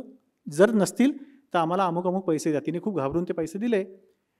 पण नंतर तिला लक्षात आलं की ते फारच पैसे मागायला लागले आणि मग शेवटी ते पोलिसात गेले वगैरे वगैरे. लूट ही अशा पद्धती पण सुरू आहे की तुम्हाला म्हणजे हे मी सांगतोय का तर कळलं पाहिजे की काय काय घडतंय. कारण जर कळतच नसेल, आमच्याकडे एक मेडिसिनमध्ये आम्हाला शिकवतात की स्टेथोस्कोप किती चांगला असला तरी काही उपयोग नसतो. तुम्हाला जर माहिती आहे काय ऐकायचं हे माहिती असेल तर त्या स्टेथोस्कोपचा उपयोग असतो. तसं काय घडतंय हे जर माहिती असेल तर आपण सजग राहू शकतो, आपण सुरक्षित राहू शकतो. वेगवेगळ्या प्रकारच्या अफवा आणि गैरसमज येत असतात. सध्या खूप दिवसात खरं ती पोस्ट आलेली नाही आहे, पण भारताच्या राष्ट्रगीताला बरेच वेळा युनेस्कोकडनं एक बक्षीस मिळत असतं. ते खूप दिवसात आली नाही. मी मिस करतोय ती पोस्ट व्हॉट्सॲपवर. पण काहीतरी उगीच कोणतरी युनेस्कोकडनं बक्षीस मिळालं आहे, अमकं झालं आहे, अशा खूप. आणि ह्या साध्या अफवा पण खूप मोठ्या अफवा की अमक्या ठिकाणी 10 लोकांना जाळलं अमक्या समूहाच्या आणि अमुक तमुक. आणि त्याचे कुठेतरी खूप जुने कुठले तरी व्हिडिओज पाठवले जातात की जे आत्ताच घडलं आहे सांगितलं जातं. आणि त्या अफवा आणि गैरसमज वाऱ्यासारखे वणव्यासारखे पसरतात आणि त्याच्यातून दंगली होतात, त्याच्यातून लोकांचे खून पाडले जातात, त्याच्यातून लोकांमध्ये भांडणं होतात. नवीन एक रील्स नावाचा प्रकार आला आहे. त्याच्यात तासनतास कसे जातात कळत नाही. आजकाल मुलं रील्स तयार करत असतात आणि रील्स बघत असतात आणि ते एकामागोमाग येत राहतं. माझा स्वतःचा अनुभव असा आहे की अर्धा एक तास तर कसाही जातो त्याच्यामध्ये. शेवटी मी ते बंद केलं इंस्टाग्रामवरचं. मी त्याला लॉक लावलं आणि ते बंद केलं. पण वेळेचा अपव्यय खूप आहे. ज्या गोष्टी आपल्या हातात आहेत त्या गोष्टीचा अपव्यय खूप चालला आहे. अश्लीलता प्रचंड वाढली आणि मी मगाशी म्हटल्याप्रमाणे मनोकायिक आजार की या सगळ्याचा कुठेतरी मनावर परिणाम होतो. ती रोज संध्याकाळी ती संजना त्या अरुंधतीला काहीतरी बोलत असते आणि ती अरुंधती सगळं सहन करत असते आणि ते सारखं ते काहीतरी रोज म्हणजे जरा कशातून बाहेर आलं की ती अजून काहीतरी ही झाली एक गोष्ट. मी एक ती सिरियल आमच्या घरी चालू असते म्हणून मला या 2 हे माहिती आहे. शक्यतो मी बघत नाही, जाता येता मला कानावर पडतात. पण प्रत्येक सिरियलमध्ये एक बाई एक कोणतरी असतो की जो प्रचंड दुसऱ्याला त्रास देत असतो आणि त्या त्रासाचा काहीतरी त्याच्यावर काहीतरी उपाय काढायचे हेच फक्त चालू असतं. म्हणजे बाकी प्रचंड ड्रामा, प्रचंड कट कारस्थानं, प्रचंड हेवे दावे, प्रचंड भांडणं आणि अतिप्रचंड ते म्युझिक आणि हे सगळ्या गोष्टी. मला कायम असं वाटतं की हे का बघायचं आहे? इतके एवढं सगळं चालू आहे बाहेर, तर पुन्हा ते TV देऊन पैसे देऊन ते का बघायचं आहे? आपल्याला एवढ्या सगळ्या बाकीचे ऑप्शन्स अवेलेबल आहेत, पण आपल्याला हे का बघायचं? पण तरी ते बघितलं जातं. आणि मी बघतो, मी गमतीत पेशंटना सांगतो की व्यायाम करताना काही गुडघ्याचे वगैरे व्यायाम असतात, त्यांना मी म्हणतो ते तुम्ही त्या सासू सुनेच्या सिरियल बघताना तेव्हा ते व्यायाम करा, म्हणजे ते जोर येतो व्यायाम करताना. कारण ती सासू काहीतरी बोलते, मग तुम्ही जोर जरा ते पाय वगैरे तुम्ही आपटू शकता, म्हणजे ते जरा व्यायामाला सोपं. यातली गंमत जरी सोडली ना तरी मला असं लक्षात येतं की खूप लोक ते या प्रकारच्या सिरियल बघत असताना खूप अस्थिर होत असतात. म्हणजे कोणतरी एक व्यक्ती अव्यक्ती ती जी काही खलनायक असतो, तो जेव्हा त्रास द्यायला लागतो तेव्हा आपल्या मनात असं चिडचिड होतं की काय हे आणि ही बोलत का नाही आहे. आपल्याला असं वाटतं की आपण तात्पुरतं आहे, हे आम्ही फक्त बघतो आणि सोडून देतो. तरी पण मनामध्ये तेव्हा काही ना काहीतरी संप्रेरक, काही ना काहीतरी न्यूरो ट्रान्समिटर्स होतच असतील ना. आपण जेव्हा असं व्हॉट्सअपवरच आपल्याला अजून एक मेसेज आलेला असतो की ही 4 प्रकारची चांगली न्यूरो ट्रान्समिटर्स आहेत, ते असतं ना डोपामिन, सिरोटोनिन, आलेलं असेल तुम्हाला सगळ्यांना व्हॉट्सअपवरून हा मेसेज. ती संप्रेरक किंवा ती न्यूरो ट्रान्समिटर्स यावेत म्हणून आपण काहीच करत नाही. एकदा जर तुम्ही हसलात तर त्याच्यामधून काहीतरी अमुक हॉर्मोन्स येतात, एवढ्या स्नायूंना त्याचा व्यायाम होतो. अरे पण मग हसण्यासाठी काहीतरी टाका ना. पण सध्या समाज या गोष्टींमध्ये त्यांना फार आवडतं. यापैकी काही लोक माझ्या ओळखीचे आहेत, त्यांना मी विचारलं की हे का दाखवता तुम्ही? तर ते म्हणतात अरे हेच विकतं. तर ठीक आहे ना, त्यांना जे विकतं ते त्यांना पिकवायचं आहे. पण बघणं का न बघणं, चॅनल कुठले बघायचे हे आपल्या हातात आहे पण तरी आपण बघत नाही आहोत, तेच बघत राहिलो आहेत. म्हणजे आपण चॅनल बदलत नाही आहोत. आणि ह्याच्यामुळे आत्ता कळणार नाही, पण हे जे सगळे हॉर्मोनल आजार वगैरे होतात, जे मानसिक अस्वास्थ्य आहे, ते या सगळ्या बारीक बारीक गोष्टी ॲड होऊन त्याचा आपल्या मनावर परिणाम होतो. जेव्हा मला सारखं कुठल्यातरी सिरियलमध्ये काहीतरी खूप या प्रकारची सारखे हेवे दवाई दाखवले जातात, तेव्हा कोणाच्या मनात आनंद होईल आणि जर आनंद होत असेल तर ऑलरेडी तुम्हाला ट्रीटमेंटची गरज आहे. हे सगळं बघून जर आनंद होत असेल तर. पण जर आनंद होत नसेल तर तुम्ही हे सगळं बघून कोणाला आतून चांगलं वाटत असेल, कोणाला असं वाटतं की त्यांचं पचन सुधारत असेल, कोणातरी मारतंय, कोणतरी कोणाचा तरी सूड घेतंय, कोणतरी कोणाची तरी गाडी पंक्चर करतंय, हे बघून जर तुमचं पचन कोणाचं सुधारणार ना. पण आपण हे सगळं बघतोय. आणि सगळ्यात मोठा प्रॉब्लेम म्हणजे व्हायरल आजार. व्हायरल आजार म्हणजे कोविड नाही बरं का. ज्या गोष्टी व्हायरल केल्या जातात ना पटकन, ते आजार.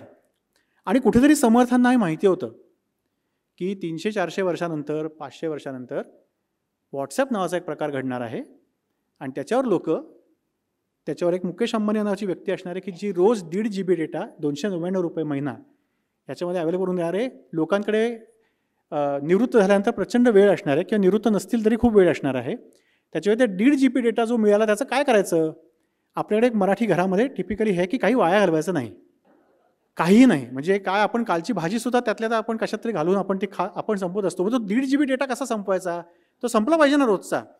एवढा दिलाय त्यांनी, मुकेशनी. तर 1.5 GB डेटा संपवण्यासाठी एक खूप छान मार्ग आहे. तो म्हणजे जे काही येईल आपल्याला व्हॉट्सॲपवर ते सकाळी 7 वाजल्यापासून रात्री 11 वाजल्यापर्यंत फॉरवर्ड करत राहायचं.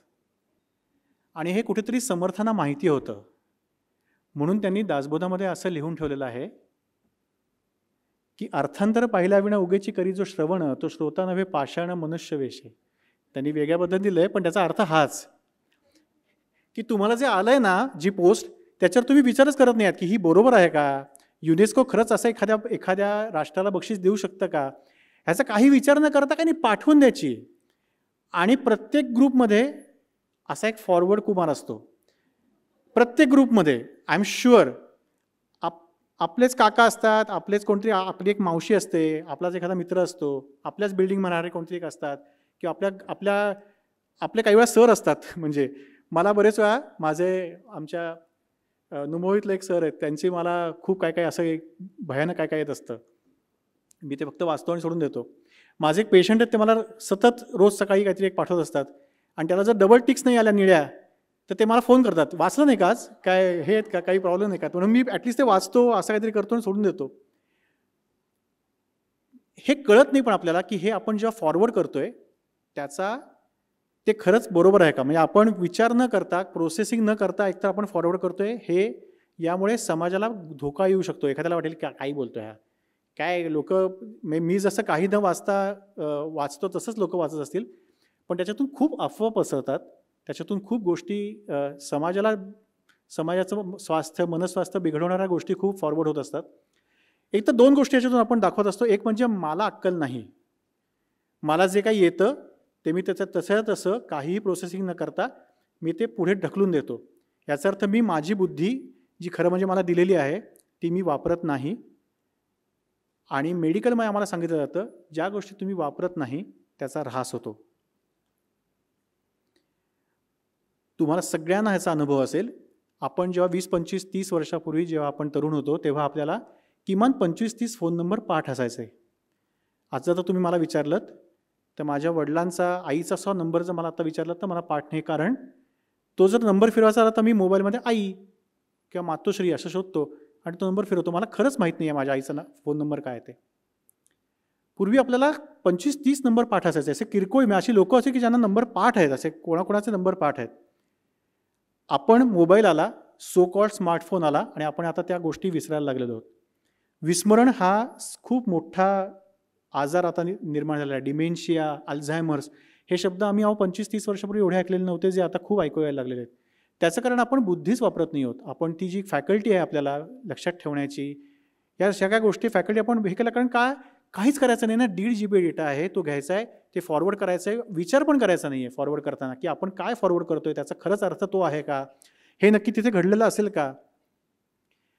एकतर हे, आणि दुसरी गोष्ट त्याचा खूप मोठा प्रॉब्लेम असा आहे की आपण जे काही फॉरवर्ड करतोय त्याच्यातून नक्की काय, कुठली भावना आपण लोकांमध्ये फॉरवर्ड करणार आहोत याचाही विचार होत नाही आहे.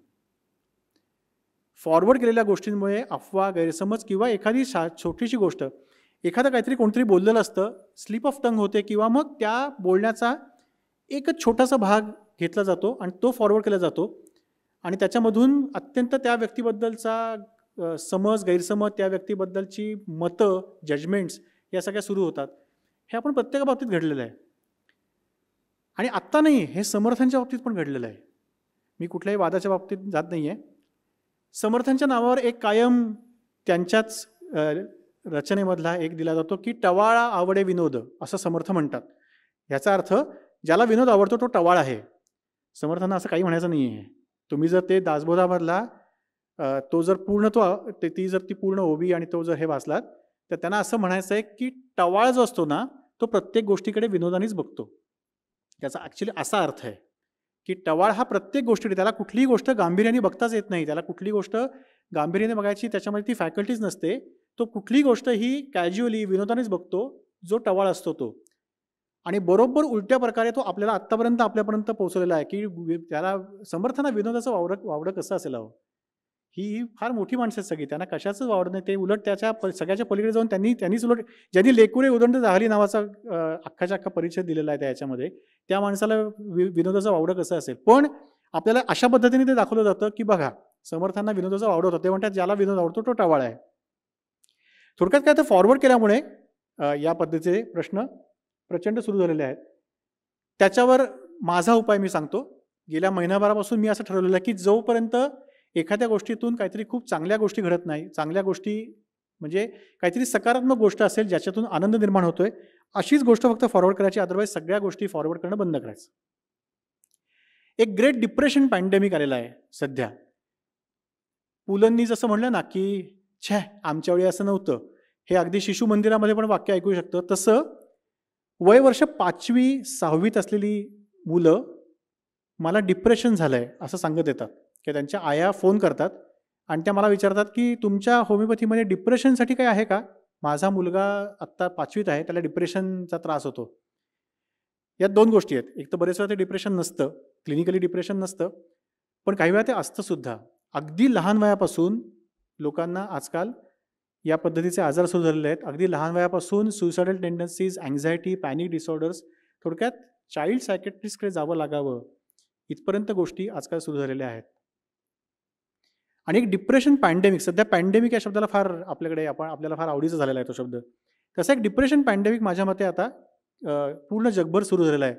त्याची काही कारणं, माझ्याकडे एक डॉक्टर रुद्दी आणि डॉक्टर सई म्हणून आहेत माझ्या क्लिनिकमध्ये असतात, माझ्या असिस्टंट. त्यांना आम्ही सांगितलं की याच्यापुढे जे लोक अशी काउन्सिलिंगसाठी येतात ना, तर तुम्ही फक्त कारणं लिहून ठेवायचं. आम्ही काही कारणं लिहून काढली की नक्की लोकांना कशामुळे दुःख होतं आणि कशामुळे लोक डिप्रेशनमध्ये जातात. पहिलं कारण म्हणजे परदेशी. मूल परदेशी असतं किंवा आपण परदेशी असतो, सगळं चांगलं असतं, अगदी सगळं आहे मनोहर तरी गम आहे परदेशात. म्हणजे अत्यंत सगळं सुंदर चालू असतं, पण तरी घराची आठवण येते, आईवडिलांची आठवण येते, आईवडिलांना मुलांची आठवण येते. आणि मग परदेशात गेलेली आईवडील रडतात, मुलं रडतात सगळे, आणि मग त्याच्यातून ते डिप्रेशनमध्ये जातात, त्याच्यामुळे ते दुःखात जातात. व्हॉट्सॲपवर मित्रांनी किंवा नातेवाईकांनी नाकारलं, ब्लॉक केलं, असं होतं की काहीतरी भांडणं होतात आणि मग त्याला कोणीच रिस्पॉन्ड करत नाही. त्यांनी काही टाकलं तरी त्याला दुर्लक्ष केलं जातं. त्याच्यामुळे लोकांना दुःख होतं आजकाल. तुम्ही चांगली वागणूक असेल तुमची, तुम्ही नीतिमत्तेने वागत असाल तरी तुमची समाजामध्ये अवहेलना होते. उलट असं करत असाल तरच अवहेलना व्हायचे प्रसंग जास्ती येतात. कारण तुम्ही व्यवस्थित तुम्ही एखादा ट्रॅफिक सिग्नल पाळत असता तरी मागणं कोणतरी तुम्हाला येऊन उगीच काहीतरी काक्या माम्या करून, आई बहीण तुमची मावशी यांच्या सगळ्यांचा तुम्हाला आठवण करून देऊन तो पुढे जातो आणि मग आपल्याला चिडचिड होते, आपलं दुःख होतं, आपल्याला त्रास होतो. तुम्ही कितीही विद्वान असाल तरी सत्ता, संपत्ती आणि ते जे असतात ते तुम्हाला काही वेळा दाबू शकतात. तुम्ही किती हुशार असाल तरी त्यांना काही तुमचं नको असतं. तुम्ही काहीतरी तुमच्या शहराच्या नगरपालिकेला कळवता की खरं समजा या सगळ्या वाहतूक समस्येवर जर उपाय काढायचा असेल तर ते उड्डाणपूल करून काही उपयोग नाही, त्याच्यापेक्षा आपण हे करू. तर ते म्हणतात नाही, उड्डाणपूलच महत्त्वाचे आहेत. आता आपण एक उड्डाणपूल केला आहे आणि काल एक बैठक बसली होती की तरी पण होत नाही, तर मग आता काय करायला हवं आपण. ही काल एक म्हणे बैठक बसली होती. पण थोडक्यात काय, तर तुम्ही किती हुशार असाल तरी ते जे वरती बसलेली माणसं आहेत ते तुमचं ऐकत नाहीत, त्याच्यामुळे लोकांना दुःख होतं.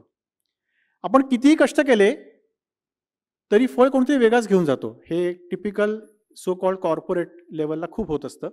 त्याच्यामुळे लोकांना दुःख होतं. ज्याच्यावर विश्वास टाकला त्याच्याकडून विश्वासघात झाला तरी दुःख होतं. काही वेळा असं होतं की एखाद्या माणसाची आपल्यासमोर उभं राहण्याची पण लायकी नसते असं आपल्याला वाटतं, तरी पण तो आपला अचानक वरिष्ठ होतो, कारण त्याचे काही कनेक्शन्स असतात. त्याच्यामुळे लोकांना दुःख होतं. काही वेळा खरंच आपल्याला आपली कुवत नसते आणि तरी आपण काही गोष्टी करत जातो. स्टॉक मार्केटमध्ये या गोष्टी खूप होतात की आपल्याला त्या माणसाला कळतच नसतं, मग काहीतरी उगीच काहीतरी करत राहायचं आणि सतत अपयश येतं. जमलं नाही तरी उगीच काहीतरी करायला शिकायला जातात, जमलं नाही तरी काहीतरी करायला जातात, तिथे अपयश सारखं येतं. त्याच्यामुळे लोकांना दुःख होतं. महत्त्वाचं म्हणजे गृहकलह. आपल्याच घरात आपण एवढं सगळं करून सगळंचं सगळं करते तरी पण मला कोणी किंमत देत नाही. खूप कॉमन वाक्य पुलंनी असं लिहिलेलं आहे की तुम्हाला समजा कोणाची पत्रिका बघायची असेल तर तुम्हाला पत्रिका येत नसेल बघताना तरी पण 2-3 वाक्य आहेत की जी तुम्ही कोणालाही जे सांगितले तरी ती 90% लोकांना खरी वाटतात. ते म्हणजे तुम्ही सगळ्यांसाठी सगळं करता तरी पण कोणी तुमची किंमत ठेवत नाही. हे 90% लोकांना असं वाटतं की हे खरं आहे आपल्या बाबतीत. तसंच गृहकलह की आपल्याच घरात आपल्याला योग्य मान किंवा स्थान नसणं याच्यामुळे लोकांना दुःख होतं. गुंतवलेला पैसा चोरी होणं, हडपला जाणं, फसवणूक होणं, त्याच्यामुळे तुमच्या अकाउंट बँकरप्ट होणं ह्याच्यामुळे लोकांना दुःख होतं. बरेच आपल्या जवळची व्यक्ती असते पण काहीतरी गैरसमज होतात व्हॉट्सॲपवरनं, काहीतरी बाकीच्या कारणांवरनं आणि मग ती व्यक्ती थोडंसं अंतर ठेवून वागायला लागते. आपण बोलायला जातो, गैरसमज थोडेसे दूर करायला जातो तरी पण ते होत नाही आणि मग आपल्याला एखादी व्यक्ती दुरावल्याचं दुःख होतं. हे पण एक कारण असतं. आपल्या हातून एखादी मोठी चूक, गुन्हा खरंच काहीतरी घडतं की खरंच आपण काहीतरी नको ते बोलून जातो आणि त्याच्यामुळे काही गोष्टी होतात. त्याच्यामुळे दुःख होऊ शकतं.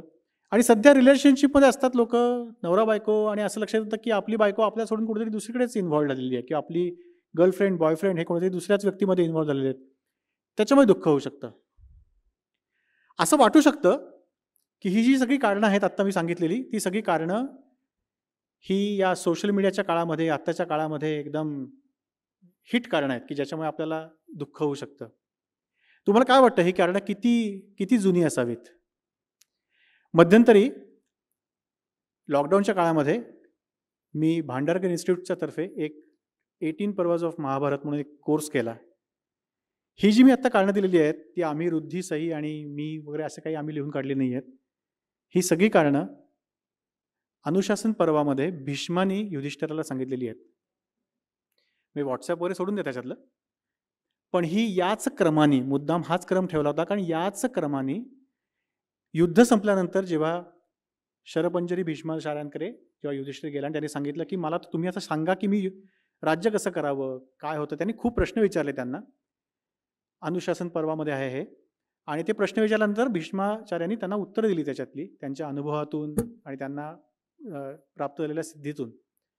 आणि त्याच्यात त्यांनी एक प्रश्न विचारला होता की दुःख का होतं, माणूस आनंदी का होतो आणि माणसाला दुःख का होतं. त्याच्यामध्ये खूप सारी कारणं आहेत, त्याच्यामधली ही कारणं होती. थोडक्यात काय तर दुःखाची कारणं कुठेच बदललेली नाही आहेत, ही तीच आहेत. म्हणजे त्या काळापासून आणि जेव्हा त्यांनी सांगितलं त्याचा अर्थ त्याच्या आधीपासून हीच कारणं चालू होती. सो बदललेलं काहीच नाही आहे. जर बदललेलं काहीच नसेल तर मग त्याचं समाधान पण तिथेच असेल ना जिथून हे सगळं सुरू झालं. म्हणून संत साहित्य. का संत साहित्याकडे जायचं? कारण जगात काहीच बदललेलं नाही आणि काहीच बदलणार पण नाही आहे. सगळ्यात शेवटचा प्रॉब्लेम सध्याचा म्हणजे यूट्यूब. गेल्या 2 वर्षामध्ये मुलांच्या हातामध्ये मोबाईल पडला. आई वडील नोकरीला जायचे, त्याला मोबाईल दिला जायचा कारण तो ऑनलाईन शाळा अटेंड करायचा असं त्यांना वाटतं. त्या मोबाईलमध्ये झूम किंवा या सगळ्या प्रकारे किंवा गुगलचं अकाउंट, गुगलचा पासवर्ड टाकलेला असायचा, त्यांच्या अकाउंटने त्यांनी लॉग इन केलेलं असायचं कारण गुगल मीटवर शाळा व्हायच्या. पण गुगलचा पासवर्ड टाकल्यामुळे त्या गुगलवर असलेला यूट्यूबचा अकाउंट पण ॲक्टिवेट झालेला असायचा. आणि माझ्याकडे 2-3, 3री 4थीच्या मुलांनी अख्खा गेम ऑफ थ्रोन्स बघितलेला आहे लॉकडाऊनमध्ये. गेम ऑफ थ्रोन्स नावाची एक सिरियल आहे, ज्याच्यामध्ये मुलांनी बघू नयेत अशी दृश्य आहेत. प्रचंड हिंसाचार आहे, प्रचंड अश्लीलता आहे त्या सिरियलमध्ये. आणि मुलांनी काही नाही, शाळा संपली, शाळा काहीतरी 1 वाजता वगैरे संपायची, त्याच्यानंतर काय करायचं, आई वडील येणार 5 वाजता. मग काहीतरी HBO या सगळ्या OTT प्लॅटफॉर्मचे त्या मोबाईलवर हे असायचे, त्याचे पासवर्ड ते लॉक करायला आई वडील विसरलेले असायचे काही गडबडीमध्ये. आणि मुलं त्यांनी त्या वयामध्ये बघू नये त्या गोष्टी त्यांनी त्या काळामध्ये बघितल्या आणि त्याचा प्रचंड प्रॉब्लेम झाला. आणि ते काय डिलीट नाही करता येत तुम्हाला डोक्यातून. हे माझ्या ओळखीत 3-4 घरी घडलेलं आहे, तर कितीतरी लोकांकडे घडलेलं असेल. दुसरा एक प्रॉब्लेम झाला म्हणजे सध्या यूट्यूबमुळे या 2 वर्षामध्ये हे रील्स करून पैसे मिळवणं हा एक नवीन उद्योग सुरू झालेला आहे.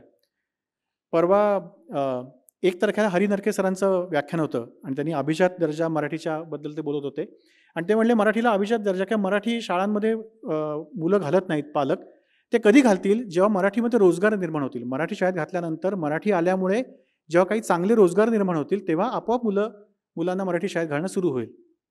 थोडक्यात काय तर आपण त्या गोष्टी फॉलो करतो ज्याच्यामधून रोजगार निर्माण होतो आणि रील्स किंवा या यूट्यूब व्हिडिओ बनवणं हा एक खूप मोठा रोजगार आता निर्माण झालेला आहे या 2 वर्षात लॉकडाऊनच्या.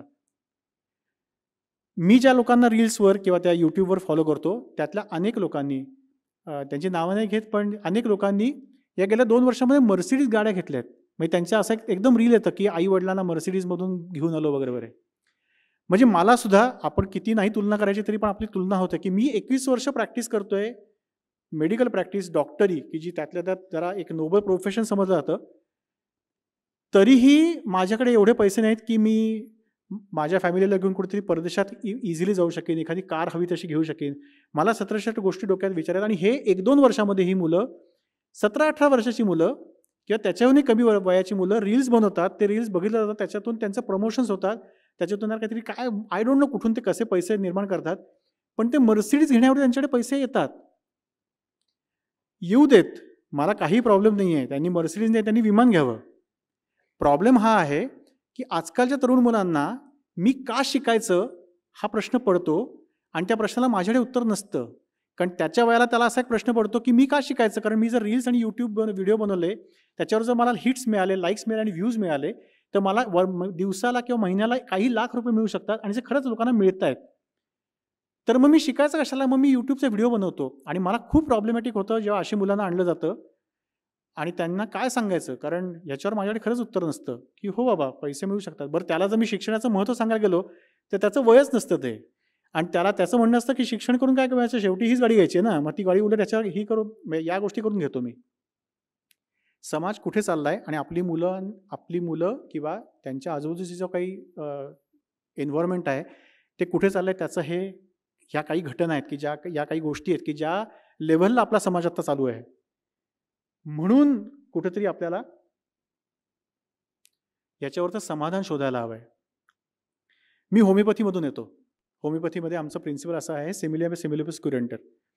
समस्येचं मूळ आहे OTT म्हणजे ओव्हर द टॉप. म्हणजे थोडक्यात हे नेटफ्लिक्स, यूट्यूब या सगळ्या गोष्टी किंवा सोशल मीडिया, थोडक्यात सर्व प्रकारचे हॉटस्टार, प्राईम मी काही दिले त्याच्यामध्ये सगळेच जातात बरं का ह्याच्यामध्ये. त्याच्यातून वेगवेगळ्या प्रकारचे चुकीचे संस्कार मुलांवर होत आहेत, समाजावर होत आहेत, मोठ्या लोकांवर पण होत आहेत. हे समस्येचं मूळ आहे, हे आत्तापर्यंत सिद्ध झालं. आता त्याचं समाधान काय, तर होमिओपॅथीचा आमचं प्रिन्सिपल असं आहे की ज्या गोष्टींमुळे आजार निर्माण होतो त्याच गोष्टीला समजा आपण त्याचंच जर औषध केलं आणि ते त्याच माणसात दिलं तर तो आजार बरा होतो. सो OTT जर समस्येचं मूळ असेल तर त्याचं समाधान आहे OTTs, फक्त त्याचा लॉंग फॉर्म थोडासा वेगळा आहे. नेटफ्लिक्स आणि या सगळ्या ओव्हर द टॉप गोष्टी आहेत OTT. आणि समाधान जर शोधायचं असेल तर ते ओरिजिनल ट्रॅडिशनल टेक्स्ट, थोडक्यात संत साहित्य. आपली आजी जे काय सांगत होती, आजी हा खूप एक महत्त्वाचा घटक आहे बरं का, जो आजकाल खूप डावलला जातो. आजी ज्या गोष्टी सांगत असते ना त्या गोष्टी खऱ्या असतात. म्हणजे बरेच वेळा ते आजकाल जरा असं विषयांतर होत आहे, पण मुलं बिलं झाल्यानंतर नाही का त्या मुली येतात डॉक्टरांकडे, मी आमच्याकडे, आणि विचारतात की ते मुलांना हे करायचं का, कानात तेल घालायचं का, आम करायचं का, दम करायचं. त्याच्यात मी पडत नाही त्या विषयात, ते वादाचे मुद्दे असतात. पण मी त्यांना सांगतो की तुमची आजी जे सांगेल ना ते करा, कारण आजीला जास्ती अक्कल आहे आमच्यापेक्षा, कारण तेव्हा ती अनुभवसिद्ध गोष्टी आहेत त्याच्यामुळे जर ते आजी सांगत असेल तर त्या गोष्टी फॉलो करा. आणि आपल्याला आता अशी जबाबदारी आहे बरं का की अशा आज्या आपण बनायचं आहे ह्याच्या पुढे 20-25 वर्षामध्ये, की आपल्याकडे पण लोकांनी अनुभवासाठी यावं. एनिवे, पण समस्येचं समाधान हे OTT, थोडक्यात काय तर ओरिजिनल ट्रॅडिशनल टेक्स्ट. पण एवढी मोठी ज्ञानेश्वरी, एवढा मोठा दासबोध, मग ती गाथा, मग नामदेव, मग काय अजून आपल्याकडे संत म्हणले. मी फक्त महाराष्ट्रातील संत असं गुगल केलं तर मला ही भली थोरली लिस्ट मिळाली. या सगळ्यांचं साहित्य वाचायचं झालं आणि ते सगळं ऐकायचं, ते सगळं समजून घ्यायचं झालं तर प्रचंड प्रॉब्लेम येतील आपल्याला. एक अभंग कळता कळता बोंब होते. संत सोय सांगतीचा प्रचंड प्रश्न झाले लोकांना. तर अख्खं सगळं वाचायचं म्हणजे कसं काय कळणार आपल्याला. त्याच्यावर नामदेवांनी ही खूप छान युक्ती सांगितलेली आहे की एकतरी ओवी अनुभवावी. लिटिल चॅम्प्स ना ह्यांचं चित्र काय आहे किशोरीताईंचं. कारण लिटिल चॅम्प्स जेव्हा होतं ना, हे मुग्धा वैशंपायन वगैरे, ते जेव्हा हे चालू होता तेव्हा त्यांना किशोरीताईंकडे घेऊन गेले होते झी मराठीवाले. आणि मला आठवतंय की तो एक छोटासा त्यांनी प्रसंग दाखवला. तर किशोरीताई त्यांना सांगत होत्या की शास्त्रीय संगीत शिका, पण ते शिकताना सगळे राग तुम्हाला आले पाहिजे असं नाही. सगळ्या रागांच्या मागे लागू नका. एक राग शिका आणि एक राग समजून घ्या, तो सुद्धा आयुष्याला पुरून उरेल. तरीही कळणार नाही एक राग. एक राग फक्त जरी तुम्हाला आला या आयुष्यामध्ये, तरी तुम्ही खूप काही कमवलं, तुम्ही खूप काही अचीव केलं. आणि तसंच आहे, एकतरी ओवी अनुभवावी. पुन्हा आपली आजी आणि आपली आई, तिने आपल्याला सांगितलं होतं की जेवताना टी व्ही बघू नको, ते जाऊ दे, पण जेवताना एक घास किती वेळा चावून खायचा होता? एक घास 32 वेळा चावून खा. तो नीट लाळेमध्ये घोळव आणि मग खा, म्हणजे त्याचं पचन चांगलं होतं. बायोलॉजी असं सांगतं की लाळेमध्ये काही पोषक तत्व असतात की जी अन्न पचन करायला मदत करतात.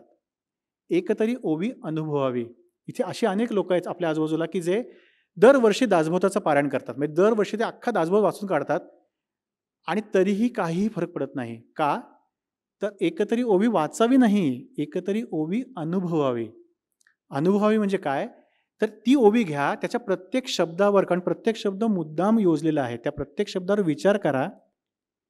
फक्त विचार करू नका, त्याला तुमच्या अनुभवाच्या लाळेमध्ये घोळवा आणि मग त्याच्यातून जो अर्थ, त्याच्यातून तुम्हाला जो कळेल, तो अनुभव, तो अर्थ तुम्हाला साक्षात्कार देईल. हा माझा अनुभव आहे. त्याच्यामुळे मी जेव्हा म्हणतो संत साहित्यातून आपण याचं समाधान शोधूया, तर खूप काही संत साहित्य मला काहीच सांगायचं नाही. मला एकच ओवी फक्त तुम्हाला सांगायची आहे, ज्या ओवीवर आपण सगळं समाधान शोधायचं, ज्या एका ओवीमधून आपण सगळं समाधान शोधायचा प्रयत्न करणार आहोत. ती ही ओवी आहे ज्ञानेश्वरीमधली. करेज टू बी डिसलाइक नावाचं जे बेस्टसेलर पुस्तक आत्ता आहे, ते वाचताना त्याच्यामध्ये असा एक विचार आला, त्या पुस्तकामध्ये असा विचार दिलेला आहे की याच्यामुळे ते बेस्टसेलर झालेलं आहे की तुमच्याकडे कायम ऑप्शन्स असतात. त्याच्यात त्याने असं उदाहरण दिलं की मी किती आरडाओरडा करत असेल एखाद्या व्यक्तीवर, आणि त्यावेळी समजा अचानक मोदीजींचा फोन आला, तर मी एकदम आरडाओरडा थांबवतो आणि तो मोदीजींचा फोन घेतो. थोडक्यात त्याच क्षणी राग थांबवणं, संताप थांबवणं हे खरं आपल्या हातात असतं. फक्त तो ऑप्शन आपण ॲक्सेप्ट करत नाही, तो ऑप्शन आपण अंगीकारत नाही. माऊलींनी तेच सांगितलेलं आहे. माऊलींनी त्याला गोचिडाची उपमा दिलेली आहे की गोचिड गायीच्या आचळांना लागलेलं असतं आणि तिथून ते रक्त पित असतं. तसं बघायला गेलं, ज्ञानेश्वरी ही ॲक्च्युली उपमांसाठीच आहे, खरं वाचावी. अत्यंत भारी उपमा दिलेल्या आहेत तुकोबांनी आणि ज्ञानेश्वरांनी. गोचिड का महत्त्वाचा आणि आपण सगळे गोचिडासारखे का बघत असतो? तर गोचिड गायीच्या आचळांना चिकटून असतं, तिथे त्यांनी त्याच्यातून ते रक्त पित असतं. खरं बघायला गेलं, थोडंसं आत गेलं तर अत्यंत पौष्टिक आणि अत्यंत पवित्र आणि खूपच चांगलं असं दूध असतं. पण गोचिला ते दूध नको असतं, त्याला ते रक्तच प्यायचं असतं. आणि आपण कुठल्या ना कुठल्यातरी प्रकारे या गोचिडासारखे वागत असतो. आपल्या आजूबाजूला खूप ऑप्शन्स चांगले अवेलेबल आहेत, पण आपण त्यांच्याकडे दुर्लक्ष, ते आपल्याला दिसतच नाहीत, कारण आपण एका वेगळ्या धुंदीत जगत असतो. स्वामींनी भावार्थ गीतेमध्ये ते वर्णन जे कसं केलंय की ज्ञानकमलिनी सन्निध असताना काम कर्दमी लोळे. असेच आपण या जगामध्ये आंधळे होऊन वागत असतो की आपल्या आजूबाजूला खूप चांगल्या गोष्टी घडत आहेत, तरीही आपल्याला त्याच्यातून चांगल्या गोष्टी नको असतात. व्हॉट्सॲपवरनं, यूट्यूबवरनं, या सगळ्या सोशल मीडियावर अत्यंत चांगल्या गोष्टी चालू आहेत, पण आपल्याला त्याच्यातून फक्त काहीतरी प्रॉब्लेमॅटिकच हवं असतं आणि तिथेच आपलं लक्ष जास्तीत जास्त जातं. थोडक्यात काय आहे, तर सोशल मीडिया, माऊली काय सांगतायत, तर सोशल मीडिया हा प्रॉब्लेम नाही आहे, ते केवळ एक साधन आहे. आपल्या हातात मोबाईल आहे, तो मोबाईल कसा वापरायचा हे आपल्या हातात आहे अजून तरी. अजून तरी ते आपल्या हातात आहे. सो हे साधन आहे, त्याच्यातून काय साध्य करायचं आहे त्याच्यावर ठरणार आहे की ते साधक म्हणून आपण वापरणार का ते बाधक म्हणून आपल्याला फायनली त्याचा तोटा होणार. सुरी तीच असते पण ती अशी पकडली ना तर त्याने खून केला जातो, पण ती अशा योग्य प्रकारे पकडली तर एखादा सर्जन सर्जरी करून एखाद्या माणसाला एखाद्या कर्करोगापासून किंवा कुठल्यातरी वेगळ्या आजारापासून तो त्याला बरं करतो. साधन तेच असतं, आपण ते कसं वापरतो त्याच्यावर कळतं की आपण सर्जनशीलतेने ते वापरणार आहोत का आपण कर्दन काळासारखं ते वापरणार आहोत. माऊली तेच सांगतायत की तुमच्या आजूबाजूला सतत तुम्हाला ज्या गोष्टींचा त्रास होतोय, तुम्हाला जे वाटतं की कुठली सोशल मीडिया, ते यूट्यूब असो, फेसबुक असो, फेसबुकमुळे एक खूप मोठा फायदा झाला, म्हणजे अनेक चांगल्या चांगल्या लोकांचे विचार ऐकता आले, अनेक चांगल्या चांगल्या लोकांच्या ओळखी झाल्या. यूट्यूबमुळे सुद्धा, मी ते आपण पुढे सांगूच, पण हे सगळ्या ठिकाणी चांगलंही अवेलेबल आहे. त्याच्या असं म्हणून चालणार नाही की ते आम्हाला सगळं वाईटच देत आहेत. आपण त्यातलं काय निवडतोय, आपण त्यातलं काय टिपतोय, त्याच्यावर ठरणार आहे की ते आपल्यासाठी चांगलं ठरणार आहे, ते आपल्यासाठी पोषक ठरणार आहे, साधक ठरणार आहे, का ते आपल्यासाठी बाधक ठरणार आहे. मी एक छोटंसं उदाहरण देतो. वैशाली पटवर्धन म्हणून आमच्या एक पटवर्धन म्हणून स्नेही आहेत, त्यांच्या मिसेस आहेत. त्यांनी मला असं सांगितलं या लॉकडाऊनच्या नंतर, कदाचित त्या असतील सुद्धा झालेल्या, मला मग ते येणार होत्या. पण वैशाली पटवर्धनांनी कन्नड भाषा शिकून घेतली या लॉकडाऊनमध्ये यूट्यूबचा वापर करून. त्यांनी 1 वर्षामध्ये, जेव्हा आपलं लॉकडाऊन होतं, सगळे घरात बसलेले होते आणि सगळ्यांकडे तो 1.5 GB डेटा होता दिलेला, त्या 1.5 GB डेटाचा वापर करून त्यांनी कन्नड भाषा शिकून गेली आणि त्या म्हणल्या की आता मला व्यवस्थित प्रकारे ती कळते आणि मला बऱ्यापैकी प्रमाणात ती बोलता येते.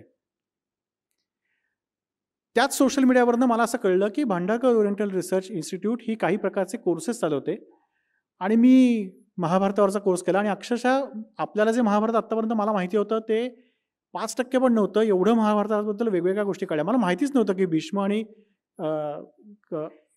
आणि युधिष्ठिरामध्ये पण संवाद झाला होता आणि तो एवढ्या गहन विषयावरचा संवाद झाला होता. हे कोणाला माहीत नव्हतं. म्हणजे मला तरी माहीत नव्हतं, अनेकांना माहीत नसेल. पण ते मला कळलं कारण सोशल मीडियावरनं काहीतरी एक पोस्ट आली व्हॉट्सॲपवरनं, त्याच्यातून मी याला एनरोल झालो आणि तो कोर्स केला. मध्यंतरी कुठेतरी रियाजाबद्दल चाललं होतं आणि मला असं आठवत होतं की अशोकजी रानडे यांनी भीमसेन जोशींची मुलाखत घेतली होती. त्याच्यात भीमसेन जोशींनी अण्णांनी रियाजाबद्दल खूप छान मतं मांडली होती. मला ती शोधायची होती म्हणून मी अशोक रानडे भीमसेन जोशी इंटरव्ह्यू असं टाकलं आणि दूरदर्शनवरची ती मुलाखत दिसली.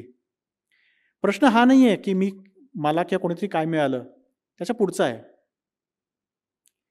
या 3 गोष्टी शोधल्यानंतर त्याच्या पुढे जेव्हा मी यूट्यूबवर जातो तेव्हा ते यूट्यूब मला अशोक रानडेंनी अजून कोणाकोणाच्या मुलाखती घेतल्या आहेत, भीमसेन जोशींनी अजून काय काय केलेलं आहे, महाभारतावर अजून कोण काय काय बोललं आहे, हे मला दाखवत राहतं. थोडक्यात मला ज्या गोष्टी माहीत नव्हत्या त्याही गोष्टी यूट्यूबने मला दाखवून दिल्या. थोडक्यात त्याला लक्षात आलं रे याला बहुतेक या गोष्टींमध्ये रस आहे आणि मग त्या गोष्टींचा खजिना यूट्यूब दररोज मी यूट्यूबवर गेलो की ते मला दाखवतात, हे बघितलंस का, हे बघितलंस का, हे बघ. मी ते बघितलं की त्याच्यासारखं अजून काहीतरी चांगलं. थोडक्यात काय तर हा सोशल मीडिया, एस्पेशली यूट्यूब, हा एक कल्पवृक्ष आहे, ती एक कामधेनू आहे. त्याच्या खाली बसून तुम्ही जे मागाल ना ते तुम्हाला देतं. आता आपण शेण मागायचं आहे का आपण अमृत मागायचं आहे ते आपल्या हातात आहे. आणि हेच माऊली सांगतायत की तुम्ही काय मागता हा ऑप्शन तुमच्याकडे आहे, ऑप्शन कायम आहे.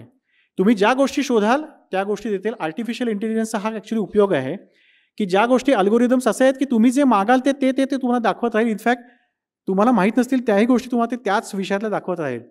तुम्ही काय शोधताय ते फार महत्त्वाचं आहे.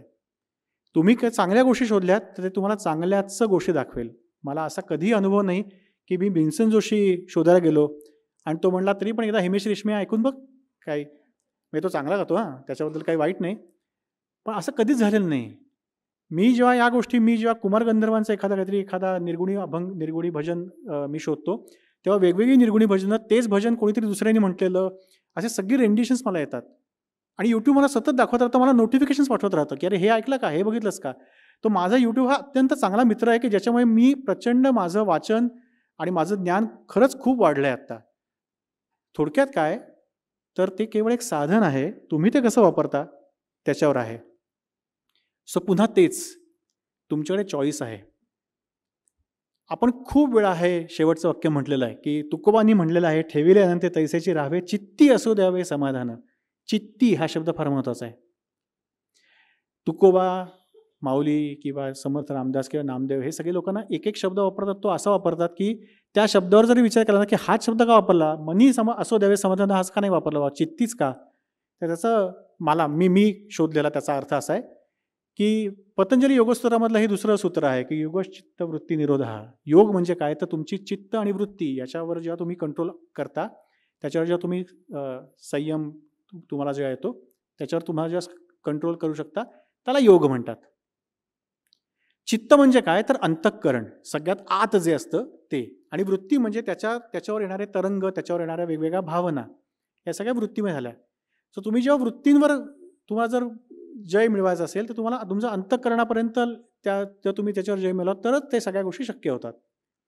होमिओपॅथीमध्ये आम्ही नेहमी विचारतो की तुमचा स्वभाव कसा आहे? तर ते लोक म्हणतात नाही चांगला आहे, ठीक आहे, ओके, नॉर्मल आहे, असे युजली उत्तर मिळतात. मग आमचा एक पुढचा प्रश्न असतो, राग येतो का? ते म्हणतात नाही, राग नाही येत. त्याचा पुढचा प्रश्न असतो, हे सगळं ठरलेलं आहे प्रोटोकॉल्स. त्याचा पुढचा प्रश्न असतो, म्हणजे राग येत नाही का राग व्यक्त करत नाही? मग त्यांचा चेहरा खुलतो. ते म्हणतात हां, राग येतो पण व्यक्त करत नाही. हा फरक आहे की बरेच वेळा राग येतो तरी पण आपण तो व्यक्त करत नाही. थोडक्यात वृत्ती येत आहेत, चित्तामध्ये तो राग असतो, आत तो राग आलेला असतो, फक्त आपण तो व्यक्त करत नाही. त्याला आपण व्हेंट देत नाही, तो राग व्यक्त होत नाही. आणि बऱ्याच वेळा मग त्याच्या पुढचा प्रश्न असतो की का व्यक्त करत नाही? कारण त्याच्यातूनच माणूस कळतो ना की का हा राग व्यक्त करत नाही. तर ते म्हणतात काय होतं, अहो ना पुन्हा काही व्यक्त केलं ना तर त्याच्यात पुन्हा भांडण होतात. मग शेवटी आपल्याला असं वाटतं जाऊ दे, आहे ते बरं चाललंय, हां, आहे त्याच्यात समाधान मानायचं आणि शांत राहायचं.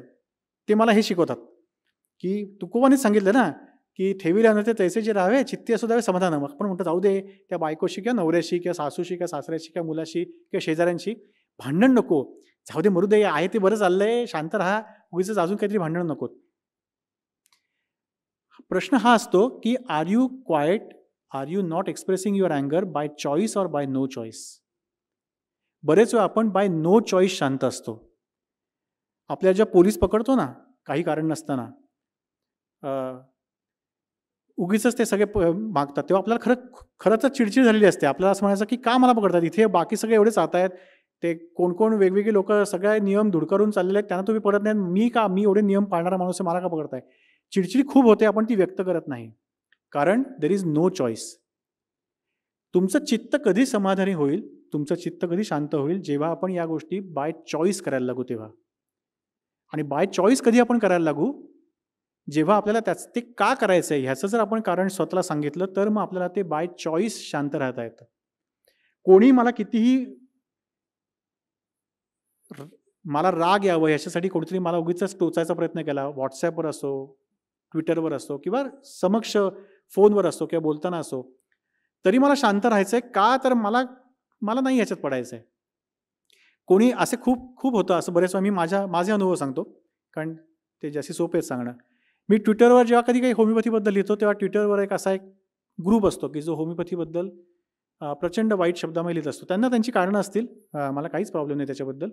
पण होमिओपॅथीबद्दल प्रचंड द्वेषाने, म्हणजे तुम्ही मूर्ख आहात, तुम्ही सगळ्या अत्यंत वाईट लेवलला ट्रोलिंग सुरू होतं. तुम्ही हॅशटॅग होमिओपॅथी असं टाकल्यानंतर. सुरुवातीला मी त्यांच्याशी भांडायचो. त्याच्यातून असं लक्षात येतं की आपण पण चिडतो, ते पण चिडतात, त्याच्यातून काहीच साध्य होत नाही, कारण कोणाचं ऐकायचं नसतं. आता चित्ती असू द्यावे समाधान. आता मला लक्षात आलं की मला कोणालाच काहीही एक्सप्लेन करायला जायचं नाही आहे. मी माझं आहे बाबा, मला ह्याच्यात हे आहे, ठीक आहे बाबा, तुझं असं म्हणणं असेल तर ते तुझ्याकडे मी त्याचा रिस्पेक्ट करतो. असं नाही की तू मूर्ख आहेस, तुला काय अक्कल नाही, असं नाही. ठीक आहे बाबा, एखाद्याचं मत वेगळं असू शकतं. हे मला आरिबीटीने शिकवलं, विवेकनिष्ठ उपचार पद्धती किंवा विवेकनिष्ठ विचार पद्धती, की प्रत्येकाला आपापली मतं असतात, ती मतं त्यांच्याकडे असू द्यावीत.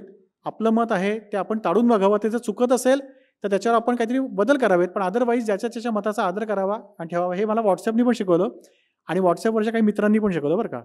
माझी खूप चिडचिड व्हायची पूर्वी व्हॉट्सॲपवर, पण आता जरा बऱ्यापैकी लेवलला मी शांत व्हायला शिकलेलो आहे. त्याचं कारण व्हॉट्सॲप आणि त्याच्यावरचे मित्र, आणि त्यांनीच मला शिकवलं की कसं सोडून द्यायचं. आणि त्याच्यातून असंही लक्षात आलं की अनुल्लेख जर केला तर त्याने उलट त्या माणसाला जास्ती त्रास होतो. म्हणजे अगदीच जर त्रास द्यायचाच असेल त्या माणसाला तर अनुल्लेखाने जास्ती त्रास होतो. पण थोडक्यात आता चित्ती असू द्यावे समाधान. चित्त म्हणजे अंतःकरण. तिथे जर तुमचं समाधान असेल, तिथे जर तुम्हाला जर माहिती असेल की आपण ह्या सगळ्या गोष्टी का करतोय, आपण कितीही व्हॉट्सॲपवर काहीतरी आलं तरी आपण का पाठवत नाही आहोत पुढे, ह्याचं जर कारण आपल्यापाशी असेल तर आपण मनापासून त्या गोष्टी करू आणि मग खरंच आतून समाधान मिळेल. कितीही कोणी व्हॉट्सॲपवर काही केलं, ट्विटरवर, फेसबुकवर, तरी आपण त्याच्यातून डिस्टर्ब होणार नाही. एक वाक्य फक्त तुकोबांनी लिहिलंय, त्याच्यामध्ये अख्ख्या ट्विटरवरनं आणि व्हॉट्सॲपवरनं शांत कसं राहायचं ते तुकोबा सांगतात. पुढचं जे आरिबीटीमध्ये आम्ही शिकलो, अगदी न्यूयॉर्कच्या युनिव्हर्सिटीमध्ये, ते तुकोबांनी एका ओळीमध्ये सांगितलेलं आहे की तृण नाही तेथे पडिला दावाग्नी, जायतो विझोनी आपसया. त्यांना मशाली काय वणवे सगळं तुमच्या अंगावर टाकू दे. तुम्ही जर पाणी असाल, तुम्ही जर समुद्र असाल, तर तो सगळा वणवा वगैरे सगळा शांत होतो. समुद्राच्या पोटाशी पण काही ज्वालामुखी आहेत जे फुटलेले आपल्याला कळतही नाहीत, कारण तो समुद्र तितका शांत, पाणी त्याचं इतकं शीतल असतं की ते ज्वालामुखी फुटलेले आपल्याला कळतही नाहीत. आपण जर पाणी असलो, आपण जर जमीन असलो, तर त्याच्यावर किती ठिणग्या, किती आग, किती काड्या टाकल्या तरी त्या विझून जातात.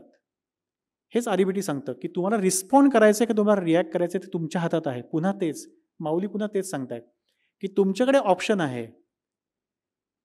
तुम्हाला दूध प्यायचं आहे का तुम्हाला रक्त प्यायचं आहे, ते तुम्ही ठरवा. त्याच्यातून तुम्ही कुठे जाणार ते पण तुम्हालाच त्याचा फायदा होणार आहे. थोडक्यात काय तर रिॲक्ट करायचं आहे प्रत्येक व्हॉट्सअपवरच्या पोस्टला, का त्याला रिस्पॉन्ड करायचं आहे, का त्याला काही वेळा रिॲक्ट काय रिस्पॉन्ड नाही करायचं, शांत राहायचं आहे. हा ऑप्शन सतत आपल्याकडे आहे. आपल्याकडे जी पोस्ट येईल ती फॉरवर्ड करायची का नाही हा ऑप्शन सतत आपल्याकडे आहे. आपल्याला जे काही फेसबुकवरनं कळेल, कुठेतरी काहीतरी कोणाची तरी हत्या होते, त्याचा व्हिडिओ आपल्याला येतो. कुठल्यातरी उत्तर प्रदेशमध्ये किंवा कुठेही फॉर दॅट मॅटर कोणाची तरी हत्या झालेली असते. तो फॉरवर्ड करून काय आनंद मिळतो? काहीच नाही. बरं ते तिथले पोलीस वगैरे बघून घेतील ना, आपण ते का फॉरवर्ड करतोय? हा ऑप्शन आपल्याकडे आहे. पण मी इथे उभं राहून तुम्हाला शिकवण्यासाठी आलेलो नाहीये. मी माझा अनुभव कथित करण्यासाठी आलेलो आहे. मी असं माझ्यासाठी आता ठरवलेलं आहे गेल्या 2-4 आठवड्यापासून, की ज्याच्यातून आनंद, ज्याच्यातून काहीतरी चांगल्या गोष्टी, ज्याच्यातून सकारात्मकता होईल तेवढंच फक्त फॉरवर्ड करायचं. अदरवाईज बाकी काहीही फॉरवर्ड करायचं नाही. कितीही ते बरोबर आणि किती असेल तरी बाकीचं करतील. काही कोणी थांबत नाहीत. माझ्याऐवजी सगळ्यांना कळेल ते. मी जरी नाही फॉरवर्ड करते ते बरोबर लोकांपर्यंत पोहोचेल. मी त्याचं मीडियम होणार नाही. मी त्याचा दुवा होणार नाही.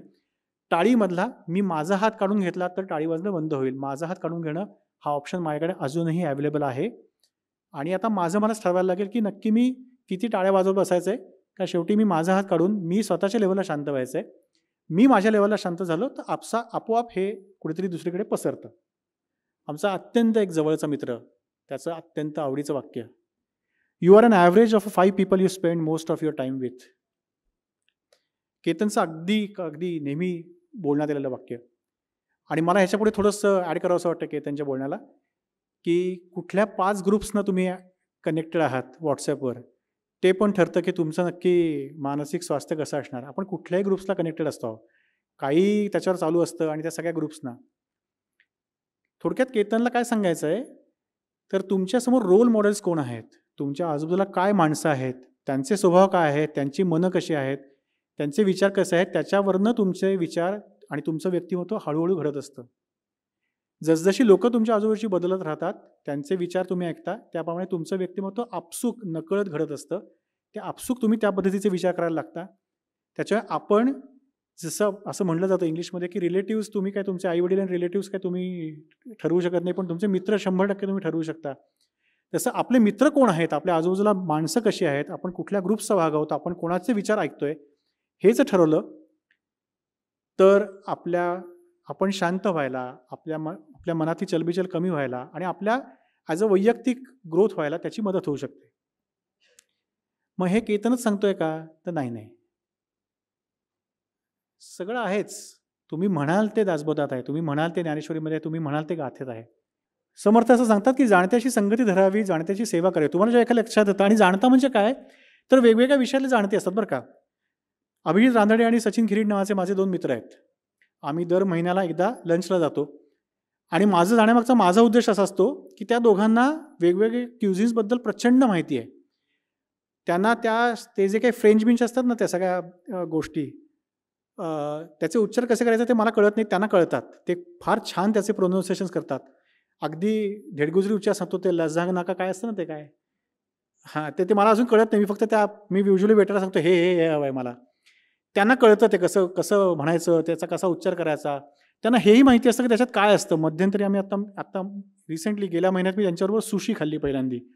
तर ते सगळं मला शिकवतात की ते कापून खायची असते का डायरेक्टली बुडवून खायची, ते सगळं मला शिकवतात. ती जाणती माणसं आहेत, डॉक्टर आहेत, पण ती खाण्यापिण्यामधली जाणती माणसं आहेत. त्यांच्याबरोबर लंचला जाणं हा माझ्यासाठी एक खूप छान अनुभव असतो. कारण वेगवेगळ्या प्रकारचे, वेगवेगळ्या प्रांतामधल्या गोष्टी कशा मागवायच्या, कशा खायच्या, ते दोघं मला शिकवत असतात. तसेच माझे 2 डेंटिस्ट मित्र आहेत, हरीश साने आणि श्रीरंग आठवले. शांत कसं राहावं, म्हणजे मी या दोघांना कधी रागावलेलं इमॅजिन पण करू शकत नाही.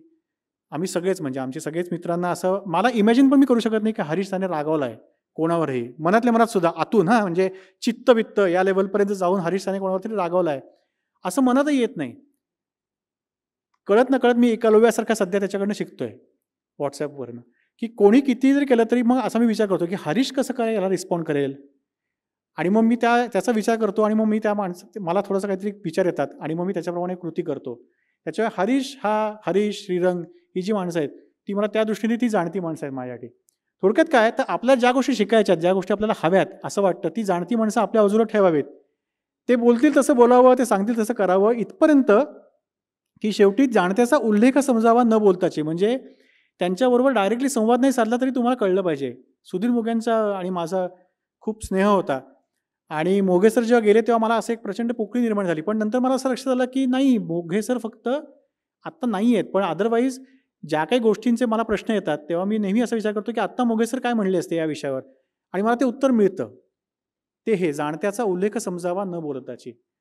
आपोआप आपण त्या माणसासारखा विचार करायला लागतो, आपोआप आपण त्या माणसासारखं व्हायला लागतो, आणि असं जर झालं तर आपोआप आपलं व्यक्तिमत्व वेगळ्या प्रकारे घडतं आणि आपण कालच्यापेक्षा नक्कीच एक चांगल्या प्रकारचा माणूस आज होऊ शकतो. हा माझा अनुभव आहे. थोडक्यात काय, गुरु हवा. सध्या लाईफ कोच असतात आणि गुरुदेव असतात. प्रोफेसर कुंभकोणम ज्यांच्याकडे काम करत असतो ना, ते गुरुदेव. आणि सध्या गुरुदेवांचं खूप पेव फुटलेलं आहे.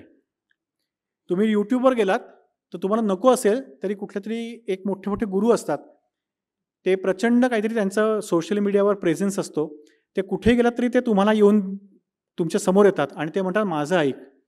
हे गुरु इतके भारी आहेत आणि ते इतक्या लेव्हलला पोचलेले आहेत वेगवेगळ्या. त्यातल्या एका गुरुनी, गुरु म्हणजे सो कॉल्ड गुरु, विद्यार्थी कोट्स आहेत, त्या सो कॉल्ड गुरुनी एक बेट विकत घेतला आहे आणि तो तिथे त्याने राष्ट्र वगैरे घोषित केलेलं आहे आणि तो तिथे जाऊन सध्या राहतोय आणि त्याचे व्हिडिओ बरेच वेळा गंमत म्हणून पाठवले जातात. पण तो एक गुरु आहे सो कॉल्ड आणि त्याचे शिष्य आहेत खूप मोठे, आणि तो काही बोलला तरी ते हात जोडून त्याचं ऐकत असतात. मग प्रश्न असाही पडतो की नक्की गुरु म्हणायचं कोणाला, आणि नक्की आपण ज्याला गुरु समजतोय की आपण ज्याच्याकडे गुरु म्हणून बघतोय त्याला काही क्रायटेरिया आहेत का, की बाबा त्याला काही असा एखादा दगड आहे का त्याच्यावर आपण त्याला तासून बघावं की बाबा हा नक्की सोन्याचा गुरु आहे का काय आहे.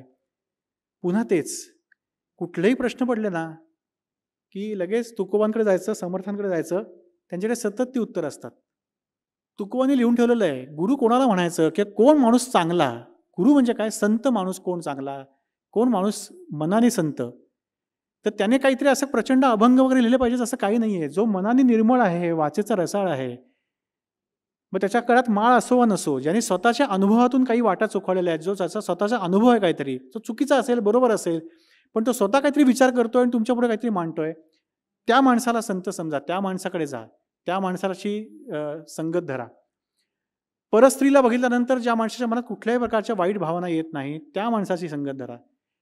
दुसऱ्याचं समजा परद्रव्य बघितलं की जो आंधळा होतो आणि जेव्हा निंदा करण्याची वेळ येते, जेव्हा तो मुका होतो, अशा माणसांना संत समजा. आणि बघायला गेलं हे जर क्रायटेरिया लावायचे झाले तर आपल्या आजूबाजूला असे खूप संत माणसं आहेत की जे या प्रकारचे आहेत. आपले आईवडील असतात, आपले सासू सासरे असतात, आपले आजी आजोबा असतात, आपले मित्र असतात, आपले शिक्षक असतात. अशी खूप माणसं आपल्या आजूबाजूला आहेत जी जाणती आहेत, जी संत आहेत. त्यांच्याशी संपर्क साधला, त्यांच्याकडनं काही शिकण्याचा प्रयत्न केला तर माझ्या मते खूप चांगल्या प्रकारे अनेक गोष्टींवर आपल्याला समाधान मिळू शकतं. संत साहित्यामध्ये सुद्धा त्याची गरज नाही आहे. तुकोबांनी सांगितलं तुमच्या आजूबाजूचे संत शोधा, तुमच्या स्वतःमधलं संतत्व शोधा. या सगळ्या गोष्टी जर आपण अंगीकारल्या तर मला असं वाटतं की आपल्यालाच अनेक गोष्टी या सगळ्या गोष्टी जर करायच्या झाल्या तर कुठलं व्हॉट्सॲप, कुठलं ट्विटर आणि कुठलं यूट्यूब तुम्हाला त्रास देऊ शकतं, किंवा कुठल्या यूट्यूब आणि व्हॉट्सॲपवर तुम्ही इतरांना त्रास देऊ शकाल, कोणालाच नाही.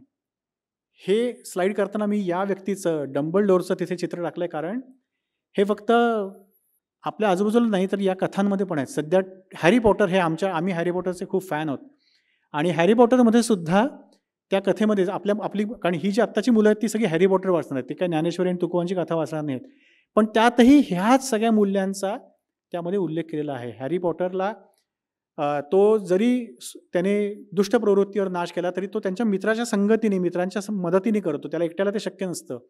त्याला डंबलडोर सारखे त्याचे जे गुरु असतात ते त्याला मदत करतात वेळोवेळी आणि ते त्याला सगळा त्यांचा अनुभव त्याच्या पाठीशी घेऊन त्याच्या पाठीशी उभे राहतात आणि तेव्हाच त्याला त्या दुष्टांचा संहार करता येतो. ही कथा, मित्र का असावेत, मित्र आपल्याकडे ज्या गोष्टी कमी आहेत त्या मित्रांकडनं त्याला मिळत राहतात आणि त्या सगळ्यांचा मिळून एक गट तयार होतो आणि त्या गट त्या दुष्ट प्रवृत्तीवर नाश करतो. ही हॅरी पॉटरची एक बेसिक थीम आहे आणि ही जर आपण आपल्या मुलांना शिकवू शकलो की हे बघा त्याच्यातून, तर माझ्या मते या कथा ऐकल्या तरी चालतील, तरीही चांगले संस्कार होतील, तरीही चांगल्या गोष्टी पुढे घडतील. सेवा सदनमध्ये जेव्हा मी शिकवतो तेव्हा मी 5वीच्या मुलांना हा प्रश्न विचारतो. हे हॅरी पॉटर साधारण सगळ्यांना माहिती आहेत ना आपल्याकडे?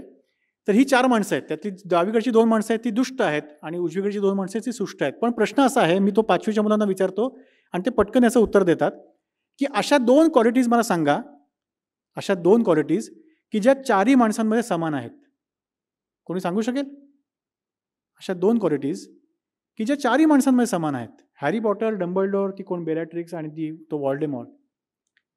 मला 5वीची मुलं पटकन सांगतात, ज्यांनी हॅरी पॉटर ऐकलेला असतो, वाचलेला असतो, की 4ही माणसं हुशार होती. ही 4ही माणसं हुशार होती, ही 4ही माणसं धाडसी होती, ही 4ही माणसं अत्यंत एखाद्या गोष्टीच्या मागे लागल्यानंतर त्या गोष्टीला शेवटपर्यंत त्याच्यासाठी लढा देणारी होती. खूप हुशार होते हे सगळेजण. आपापल्या क्षेत्रामध्ये प्रचंड हुशारी होती. थोडक्यात काय तर 4, 5, 6 मुलं तर 6, 6, 7, 7 क्वालिटीज सांगतात, चांगल्या क्वालिटीज की ज्या 4ही लोकांमध्ये समान असतात.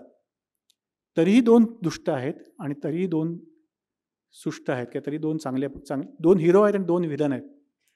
त्याचं कारण पुन्हा डंबलडोरच देतो. हॅरीला उद्देशून हे वाक्य आहे हॅरी पॉटरमधलं की it is our choices that show who we truly are far more than our abilities. तुमच्याकडे काय आहे, काय गुण आहेत हे फार महत्त्वाचं नाही आहे, त्या गुणांचा तुम्ही काय वापर करता ते महत्त्वाचं आहे. इट इज युअर चॉईसेस की तुम्ही ते गुण कशासाठी वापरता. दाऊद हा सो कॉल्ड भारताचा सगळ्यात मोठा शत्रू आहे, पण REBTमध्ये असं म्हटलं जातं की दाऊदमध्ये पण काही चांगले गुण आहेत. तुम्ही विचार करा, म्हणजे थोडासा आपलं राष्ट्राभिमान बाजूला ठेवून आपण विचार करूया की कुठेतरी पलीकडच्या देशात बसून भारतासारख्या देशामध्ये एवढे मोठे बॉम्बस्फोट घडून आणायचे, याच्यासाठी किती स्ट्रॅटेजी, कितीही मॅनेजमेंट स्किल्स, किती संपर्क हवा, किती लोकांना त्याने स्वतःच्या विचारांमध्ये त्याने स्वतःच्या घेतलं असेल, मग किती त्याने क्वालिटीज वापरलेल्या असतील की जेव्हा त्याला हे सगळं करणं शक्य झालं. या जर त्याने चांगल्या गोष्टींसाठी वापरल्या असत्या तर भारताचं भलं झालं असतं, पण त्याने त्या वेगळ्या गोष्टींसाठी घडल्या. डंबलडोर तेच सांगतोय की it is our choices that show who we truly are far more than our abilities. पुन्हा आपण तिथेच आलो माऊलींकडे. डंबलडोर आणि माऊली काहीही वेगळं सांगत नाही आहेत. माऊली तेच सांगत होत्या की it is your choices that will decide की तुम्हाला काय व्हायचं आहे. तुम्हाला गोचिड होऊन रक्त प्यायचं आहे का थोडंसं पुढे जाऊन तुम्हाला दूध प्यायचं आहे. जे पवित्र आहे, जे पौष्टिक आहे, जे अंगी लागतं आणि ज्याने लोकांचं भलं होतं आजपर्यंत. थोडक्यात ज्ञानेश्वरी या सगळ्या लेव्हलला तुम्ही संत साहित्य वाचा.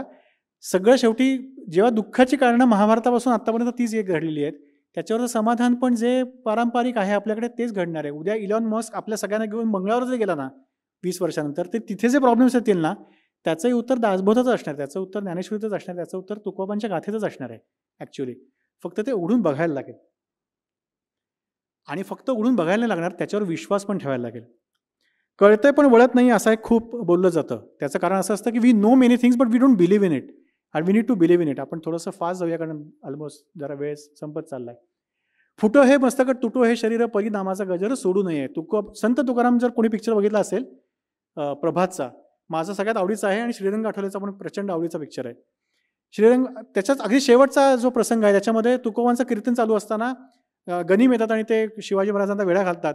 ते तुकोबा विठ्ठलाला विचारतात की असं होऊच कसं शकतं. हा तोच आहे की असं कसं काय होऊ शकतं, तुझं कीर्तन चालू असताना असं कसं काय गनिमांचा वेळा पडू शकतो. हे तुकोबाच फक्त विचारू शकतात, कारण त्यांची भक्ती एवढी होती की ते विठ्ठलाला पण विचारू शकतात, आता ह्याच्यातून तूच बाहेर काढ, ह्याला काय अर्थच नाही आहे की तुझ्या एवढ्या भक्तांवर असा कसा काय प्रसंग येऊ शकतो तुझं कीर्तन चालू असताना. ते आहे की ट्रस्ट इश्यूज न ठेवता समजा आपण पूर्णपणे बिलीव्ह केलं ना या गोष्टींवर, तर मग ते किती बिलीव्ह की फुटो हे मस्तक तुटो हे शरीर परिणामाचा गजर सोडू नये. तुका म्हणे ऐसा नामी ज्या निर्धार तेथे निरंतर देव असे. इतका निर्धार केला की ह्याच्यातून मी बाहेर पडणारच आहे, याच्यातूून मला काही करून बाहेर पडायचं आहे. हा जर पूर्णपणे निर्धार झाला आणि या संत साहित्यावर आणि त्याच्यातून त्यांनी दिलेल्या जे काही उपाय आहेत, समाधान आहे, त्याच्यावरच आपण पूर्णपणे विश्वास ठेवला आणि त्या विश्वासात ठेवून जर आपण त्याच्याप्रमाणे ते अंगीकारलं तर 100% याच्यातून बाहेर पडू शकतो. फक्त विश्वास ठेवण्याचा प्रॉब्लेम आहे. सध्या सगळीकडे ट्रस्ट इश्यूज आहेत, तेवढ्यातून फक्त बाहेर यावं लागेल. हा एक नवीन टर्म मी काढलेली आहे पेशंटला सांगताना, सुफल स्वार्थ. स्वार्थी बना. स्वार्थ हा फक्त निगेटिव्ह नसतो, तो पॉझिटिव्ह पण असू शकतो. स्वार्थी बना, जेणेकरून काय तर आपल्यामध्ये काय दोष आहेत ते बघत बसा आणि त्याच्यावर काहीतरी उत्तर शोधायचा प्रयत्न करा. मग ती संत साहित्यामधून असतील, ती मित्रांकडनं असतील, जाणत्या लोकांकडनं असतील, रोल मॉडेल्सकडनं असतील, तुमच्या आजूबाजूच्या लोकांकडनं असतील, आईवडिलांकडे असतील, कोणाकडेही असतील. आपण कशाने डिस्टर्ब होतो ते बघायचं. कुठल्याही कारणाने आपल्याला अँझायटी काय येते, आपल्याला राग काय येतो, आपल्याला दुःख काय होतं ते बघायचं. त्याची कारणं शोधायचा प्रयत्न करायचा. नाही कळली तर मित्रांना विचारायचं की हे का झालं असं. मित्र सांगतात, जर चांगले मित्र असतील तर. आणि त्याच्यावर काहीतरी उपाय काढायचा प्रयत्न करायचा आणि त्याच्यातून आपल्याला पुन्हा आपण त्याच प्रकारे डिस्टर्ब होणार नाही, त्याच प्रकारे आपलं मन विचलित होणार नाही याच्यावर काम करायचं. हा सुफल स्वार्थ, प्रॉडक्टिव्ह स्वार्थ. पुन्हा तुकोबा त्यांनी याला उपमा अशी दिलेली आहे की नवनीत तोवरी कडकडी लोणी. म्हणजे लोणी आपण कडवायला ठेवतो, ते जोपर्यंत लोणी असतं ना तोपर्यंत ते कडकड कडकड ते बडबड बडबड त्याच्यात बुडबुडे येत असतात. जेव्हा त्याचं तूप होतं, तूप म्हणजे थोडीशी वरची अवस्था, जास्ती रिफाईंड अवस्था, तेव्हा किती त्याला अग्नी द्या ते शांत राहतं, त्याचं काही त्याला फरक पडत नाही. तूप होईपर्यंत आपण आपल्यावर समजा काम करत राहिलं, या जन्मात समजा हे सफल झालं तर चांगलीच गोष्ट आहे. ह्याच्यात इतका वेळ जाईल आपला की त्या व्हॉट्सॲपवर, यूट्यूबवर आणि त्या सोशल मीडियावर जे काय फालतू गोष्टी चालू आहेत ना, त्याच्यावर वेळच नाही उरला पाहिजे. 2018-19 साली काही गोष्टींनी माझं मन प्रचंड विचलित झालेलं होतं. तेव्हा मी मनाला नेहमी हे सांगायचो की जर सोशल मीडियावरच्या कुठल्याही गोष्टींमुळे, फेसबुकवरच्या किंवा ट्विटरवरच्या किंवा जे काही व्हॉट्सॲपवर आपल्याला फॉरवर्ड्स आहेत त्याच्यामुळे जर माझं मन विचलित होत असेल, त्याचा एक आणि एकच अर्थ होतो की माझ्याकडे फावला वेळ बराच आहे आणि माझी जी काही बेसिक कामं आहेत ॲज अ डॉक्टर म्हणून, ॲज अ विद्यार्थी म्हणून, ॲज अ पालक म्हणून, ती कामं सगळी मी बाजूला टाकली आणि मी नको त्या गोष्टींना उगीचच वेळ देतोय, नको त्या गोष्टींवर उगीचच फावला वायफळ खर्च करतोय माझा वेळ. जेव्हा माझं मन विचलित होतं तेव्हा मी हेच मला स्वतः सांगतो, याचा अर्थ खूप फावला वेळ आहे आपल्याकडे, ते काही करायला नको, त्याच्यापेक्षा स्वतःवर काम करा आणि त्याच्यातून पुढे जा. एकाच या जन्मी जणू फिरून नवी जन्म नेहमी, सुधीर मोघ्यांचं. असं जर आपण केलं तर याच जन्मात आपण दरवर्षी नव्याने जन्म शिकू आणि दरवर्षी दर वाढदिवसाला आपण एक नवीन चांगला माणूस होऊ शकतो, याच्यावर आता माझा विश्वास आहे. आणि हा सुफल स्वार्थ जर प्रत्येकाने अवलंबला तर माझ्या मते कुठलंही सोशल मीडिया, कुठलीही हे आपल्याला काही करू शकणार नाहीत. आणि समाजाला अशा लोकांची आत्ता गरज आहे. समाजाला चांगल्या लोकांची गरज आहे, कारण चांगली लोकं असतील. वपुर्झा नाही, आपण सारे अर्जुनमध्ये वपूंनी लिहिलेलं आहे की 100 कौरवांमागे 5 पांडव हा रेशो आहे समाजाचा. पण ते 5 पांडव गरजेचे असतात. ती 5 माणसं 100 जी 5 आहेत ती गरजेची असतात. ती असतील तरच समाज टिकतो. आणि त्या 5 पैकी आपण ॲटलिस्ट निम्मा पाव तरी माणूस व्हायचा आपण प्रयत्न केला तर आपण समाजासाठी खूप काही केलं. त्याचा फायदा आपल्यालाच आहे, पण समाजालाही over a period of time indirectly फायदा 100% होऊ शकतो. पण त्याच्याने रियाज करायला लागतो, कारण सतत काही ना काहीतरी आपल्यावर येत असतं आणि आपलं मन आहे ते शेवटी चंचल असतं आणि ते इकडे तिकडे जाऊ शकतं. त्याच्यामुळे रियाज करायला लागेल. पण रियाज जर केला तर चातुर्य लक्षणामध्ये, दासबोधामध्ये समर्थाने लिहिलेलं आहे की अवगुण सोडता जाती. समजा सोडायचे असतील तर अवगुण जातात. अभ्यास केला तर उत्तम गुण तुम्हाला मिळवता येतात कोणालाही. कुविद्या सोडलीच तर ती सांडून तुम्ही शिकती शहाणे विद्या. मूर्खपणे सांडिता जाते, शहाणपण शिकता येते, कारभार करता उमजते सगळं काही. थोडक्यात काय, एखादी गोष्ट तुम्ही जर सारखी करत राहिलात, कोणालाच पहिल्यांदाच नीट आमटी जमली नव्हती, पोळी जमली नव्हती, तबला वाजवा जमलं नव्हतं, पेटी वाजवा जमली नव्हती, शिवकुमार शर्मांसह संतूर पहिल्या दिवशी जमलेला नव्हता, रियाज करत गेले, त्याच्यामुळे आत्ता त्यांची जी काही एक साधना झाली त्याच्यातून त्यांना आत्ताची अवस्था प्राप्त झाली. आपण सतत रोज प्रॅक्टिस करत गेलो, रोज रियाज करत गेलो तर आपल्याला जे काही करणं शक्य आहे, ज्याचा रियाज करू त्याच्यात आपण पटाईत होतो. मग आपण अफवांचा किंवा उगीच गॉसिपिंगचा रियाज केला तर आपण गॉसिपिंगमध्ये पटाईत होतो की याच्यावर का गॉसिपर दुसरा कोणी नाही बरं का. तो करण जोहर जसा आहे तसा की त्याच्याकडे फार गॉसिप असतं, म्हणजे चांगली गोष्ट आहे, त्याचा तो गुण आहे, त्याच्यावर खूप रियाज केलेला आहे. आपण ज्याचा रियाज करू त्याच्यात आपण पटाईत होतो. आणि मग आपण जी टिपिकल फॉरवर्ड करतो ना प्रत्येक दिवाळीमध्ये, हे खूप लोकांनी फॉरवर्ड केलेलं आहे दिवाळीमध्ये की मी अविवेकाची काजळी फेडून विवेक दीप उजळी ते योग्य पाहे दिवाळी निरंतर. हे सगळ्यांनी फॉरवर्ड केलं. कदाचित नसेल आठवत तर याचा अर्थ आपण न वाचता फॉरवर्ड केलं. तर आरसा आहे. आपण जर अविवेकी होत असू तर हा आरसा आहे. आपल्याला जर विचलित व्हायला होत असेल एखाद्या सोशल मीडियाचं वाचून तर सोशल मीडिया हा आरसा आहे. सोशल मीडियावरनं जर तुमचं मन विचलित होत असेल तर याचा अर्थ आपल्या मनावर, आपल्या विचारांवर, आपल्या बुद्धीवर, आपण एखाद्या गोष्टीकडे कसं बघतो त्या गोष्टीवर काम करण्याची गरज आहे. त्याच्यामुळे सोशल मीडिया हा शत्रू नसून तो आपला सगळ्यात चांगला मित्र आहे, कारण तो आपल्याला आरसा दाखवून देतो नकळत तुम्हाला की तुम्ही विचलित होताय, याचा अर्थ काहीतरी प्रॉब्लेम आहे. आणि जर त्याच्यावर उपाय काढायचे झाले तर तुम्हाला मी आता दाखवलं की सगळे उपाय आहेच आहेत. थोडक्यात मी पुन्हा पहिल्या ठिकाणी जातो या विषयावर जेव्हा मला व्याख्यान द्यायला सांगितलं तेव्हा मी माऊलींकडे गेलो आणि माऊलींना सांगितलं की मला तुम्हीच काहीतरी दाखवा. लिटरली मला अचानक अभंग मिळत गेले गुगलवरनं, काही मित्रांकडनं, आणि त्या अभंगांचा आणि ओव्यांचा वापर करून मी आज हे व्याख्यान देऊ शकलो. माझा बेसिक हेतू हे व्याख्यान देण्यामागचा हाच होता की या श्रोत्यांपैकी एका जरी माणसाला आज असं वाटलं की नाही खरंच दासबोध वाचायला हवा आहे, गाथा वाचायला हवी आहे, ज्ञानेश्वरी वाचायला हवी, एखादा तरी ओवीचा अर्थ आपला आपण काहीतरी समजून घ्यायला हवा आहे, आपला आपण शोधायला हवा आहे, तरीही माझा जो काही उद्देश होता तो उद्देश सफल झाला असं मला वाटेल.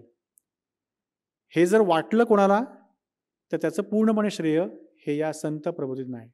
त्यांनी खूप छान काहीतरी लिहून ठेवलं आहे, म्हणून आज मी ते त्यांचा केवळ एक दूत म्हणून तुमच्यापर्यंत ते पोहोचू शकलो.